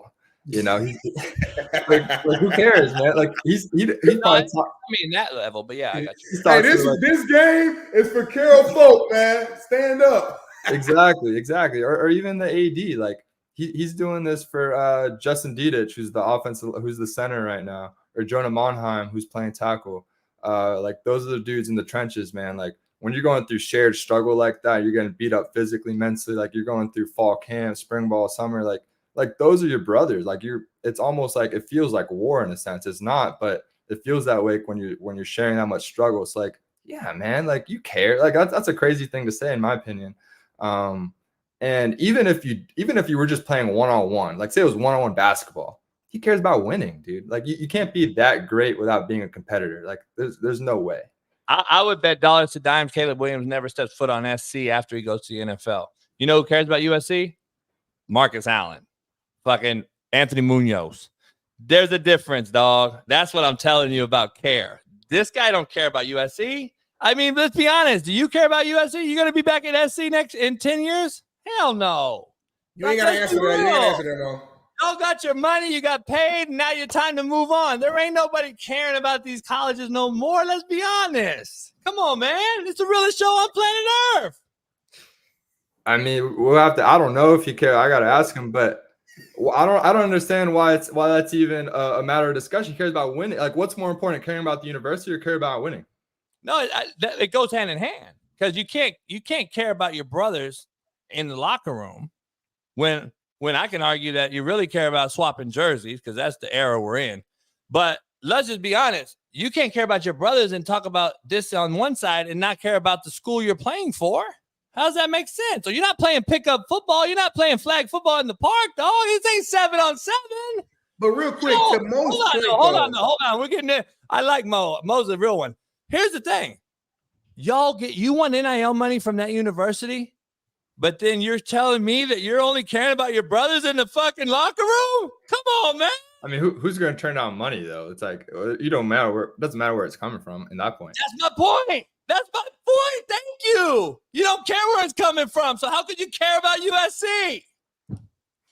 Also, Caleb's making most of his money outside of camp. It's not USC collectives though, so it's not like university. No, I get it. But there's a reason USC carries much more weight than Fresno State. Let's just be honest. Yeah, USC is a blue blood. It's not like going to San Jose State. He ain't getting the same money that he's getting at San Jose State from outside that he is from USC or in Oklahoma. Let's just be honest. I don't know, JB. Like when I was playing at Vanderbilt, like I love Vanderbilt more than anybody next to me, right? When I'm on that field, like I'm playing for my brother. Like, how do you guys feel when you're on the field? I'm playing for the dudes next to me. Like, I'm not thinking about the university structure 10 years from now. Vanderbilt University been around since whatever 19th century. Like, I don't understand that argument that much. No. I think you took it wrong. I agree totally with you. I don't give a shit about administratively and all that shit what they do. That's not what I mean. I just mean the school I chose to go play for. There's a reason. I didn't go choose to play for my homies that could be transferring every single semester because that's what's happening right now. I have to still have some type of foundational, concrete locker room to be in, which is on some sort of campus of some school. So that I don't care about like and I don't care about the president, the principal, for instance, on high school, whoever. I'm talking about the actual, like, okay, I have to have some sort of loyalty to where I'm going to play at, more than I'm just picking to go play with Mo because we're boys and we play 7-on-7. I think that's what's happening right now, and that's why cats are transferring at all-time rate because they're choosing to go play for either a coach, which we all get. Players came to play for me regardless of the facility that I was at or whatever. Yeah. But it also comes down to I got to be able to know I'm getting something out of this. And Mo, to your point, back in the day, it was getting that degree from USC, martial law. There's huge benefits to a Vanderbilt 4.0 fucking education. I mean, that school is unbelievable academically. So getting that diploma or degree from those schools used to carry more weight than it does now. And now do you think people are going to care and graduate from USC? They've been in 4 schools in 4 years. So what diploma? What degree are they using to push at the business at Morgan Stanley? What degree is it? Well, I went to Miami, USC, I went to Fullerton, I went to that's the difference. It's changed, I guess. And change is okay. I'm not tripping, but I'm just saying at one point, 4-time transfers, 5, 6. There's a guy that just got his 8th year. At what point does it say we got to say, okay, man, I'm going to stick to this school, and this is the legacy that I'm creating here. Yeah, screw my teammate or whoever I wanted to come with. He left. He's gone. But do you leave just because he left? That's what I think is happening more than ever. Yeah. No, you're right to make those observations on the changes. There's no doubt that is a thing. Like, I mean, JT Daniels was a guy at SC before I got there. He's on his, fourth school. And shoot, I should be the last one talking. I transferred just almost as many times as him. So you're dead right. There is less loyalty, but I think there's going to be pros and cons with everything. In my opinion, what should we like? Are we willing to sacrifice that feeling of loyalty with the players and that change in the old school mentality, or are we willing to give players more ability, more freedom to move around? In my opinion, there's more pros than cons in allowing players to move around. That's just the way I look at it. There's going to be cons like that. That's number one, and you're going to get guys who decide to stay. But I think giving guys the freedom to choose and just having less bureaucracy and less rules, and to me, having the NCAA less involved, the better, in my opinion. I think the NCAA should be disbanded. That's the way I look at it. It's going away. I think it's going away. Yeah. So, Smitty, you want to wrap it up with Mo? I know it's already 9. I didn't even know it was already 9. Mo, good shit, man. It's been good, fun talk. Smitty, I know you got something. If you got anything at the end here, no, I mean, Mo hit the nail right on the head. I was just obviously, you know me, I'm always leaning on the player side, of course, and I think Mo made every single point there that I wanted to generate as well. Just like, yeah, like we care about the university to an extent, but yeah, when you're out there on that football field, at the end of the day, I'm competing for my brothers to the left and right of me. I'm competing for myself, my last name. I'm competing for things that are a little deeper to me and more personable than actual university. So. He hit everything that I want to hit on there, so I'm not, we're good. We're good there. Hey, Mo, bring that heat tomorrow, man. You at the house, you at the cigar lounge, dog. I'm looking forward to it. I don't know if you could hang on the cigars, brother. Let's go. I got some Cubans here. Let's go. Let's do it. Hey, man, I appreciate you coming on and keeping it authentic, man. I love it, especially from you at your age, young cats, man. I love it. You're smart as hell, witty, and we got to get you on more, man, and I look forward to your show tomorrow. Appreciate it, boys. Thanks for having me. Appreciate you, Mo. Have a good one. All right, see you. Mo money, Mo dollars. I like Mo, man. He came with a lot of wisdom. We got to end the show with a little bit of breaking news, which we haven't covered too much of. But instead of bringing it up tomorrow and wait, just broke. Take a listen. Laura Bundock reporting from Oxfordshire earlier. Let me bring you some breaking news that's come in from South Yorkshire Police, and it concerns the death of the ice hockey player for the Nottingham Panthers, Adam Johnson. Police say they have arrested a man following that death. An arrest has been made in Sheffield on suspicion of manslaughter. The man remains in police custody at this time. The police statement goes on that on Saturday the 28th of October, Adam that news again, that a man has now been arrested following the death of Adam Johnson. That man has been arrested on suspicion of manslaughter. Okay, so I don't know if you know about this, Smitty. Minor league hockey, a former NHL hockey player was killed on the ice by a throat slash of the ice blade, of the cleat, the blade. And what happened was there's been an investigation as if it was intentional or not. The guy that killed the man has had a long reputation of being the most penalized hockey player in the league, blah, blah, blah. I've watched it several times. I don't think we could show it. It is not too graphic, but seeing it, but the guy died from it. They arrested him for manslaughter, dog. I don't think it holds. I don't believe it can hold. I guess that's my question to you. There's no way to really prove it unless you have some type of emails, text, some type of conversation that there was a plan, right? I mean, I guess you could arrest. I guess you could arrest a guy for if he just came with a cleat and on the ice, but he's wearing them on his feet. Because JB, my question for you real quick is, if you want to arrest somebody for that, let's say something happens on, I don't know, the basketball court. Daryl Stingley got paralyzed on a football field. Right. So that person who tackled him, should he be locked up for life? Should he? I mean, it's all type. I mean, boxing, like, you know what I'm saying? It just, things happen in sports. You know, that's unfortunate, man. Tease the piece to that player's family, though. I had no idea about this story. That's wild. Yeah, he died, man, a couple weeks ago now. So, hey, who's fatter, Zion or James Harden? Zion a little ripped right here while you playing in that picture. I mean, he a big dude, but look at his arms, look at his shoulders. I'm trying my best to buy in right now. I need more. I hate these little quote graphics when it just shows one line, because sometimes, man, they be so misleading when you go back and hear the whole fucking thing. Imagine somebody took one quote from this whole show that you said, JB, one line, and then posted it. It happens all the time. What do you mean?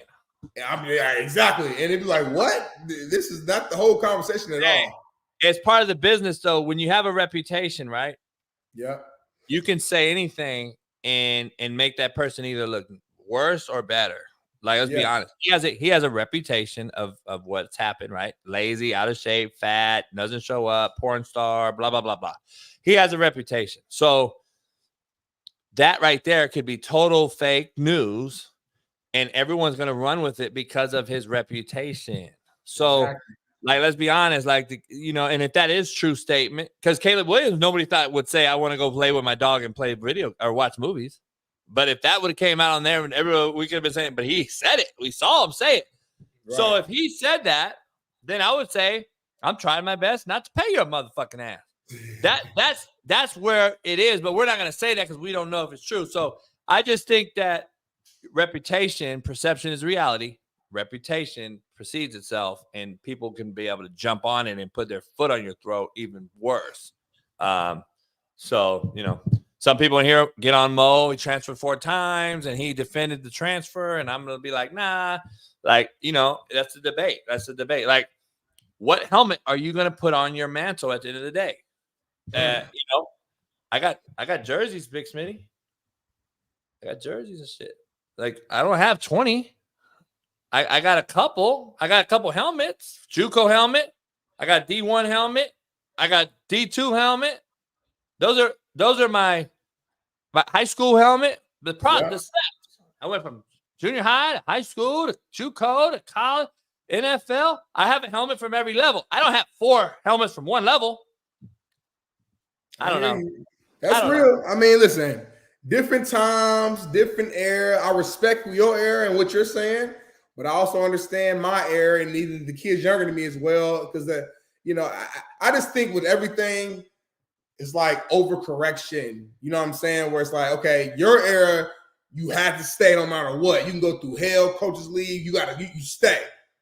That's probably a little too far, because like there are situations where you should be able to leave, and you might have missed the opportunity by not leaving. But then on the flip side, today, transferring 8 times is OD. Like that's come on now. Like, what are we doing? You got to have some type of commitment. Man, shout out. See, this is the shit. Shout out to Alan. Alan missed the show today because his fucking car got broken into. Damn. See what I'm saying? In Austin, Texas.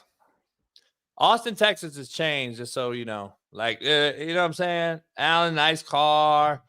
Just can't have shit no more. Fucking unbelievable, man. Like, it blows my mind. It blows my mind, man. Hate to hear that, Alan, man. I know it's frustrating, man. In Austin, Texas. Remember, Austin was supposed to be the fucking go-to place?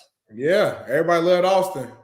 Shit. I saw straight up BPS the other day. There was bitches getting their weave snatched off, all kind of shit out in the club. They was scrapping. BPS. BPS. Only BPS. Only black folks fight in the club. Really? No, I'm just being smart ass. But I'm about to say, where do white folks fight at? Like, I like a country bar. Country. Yeah. I mean, that's a stereotype. That's real. That's real. Where do Mexicans fight at? Quinceañera.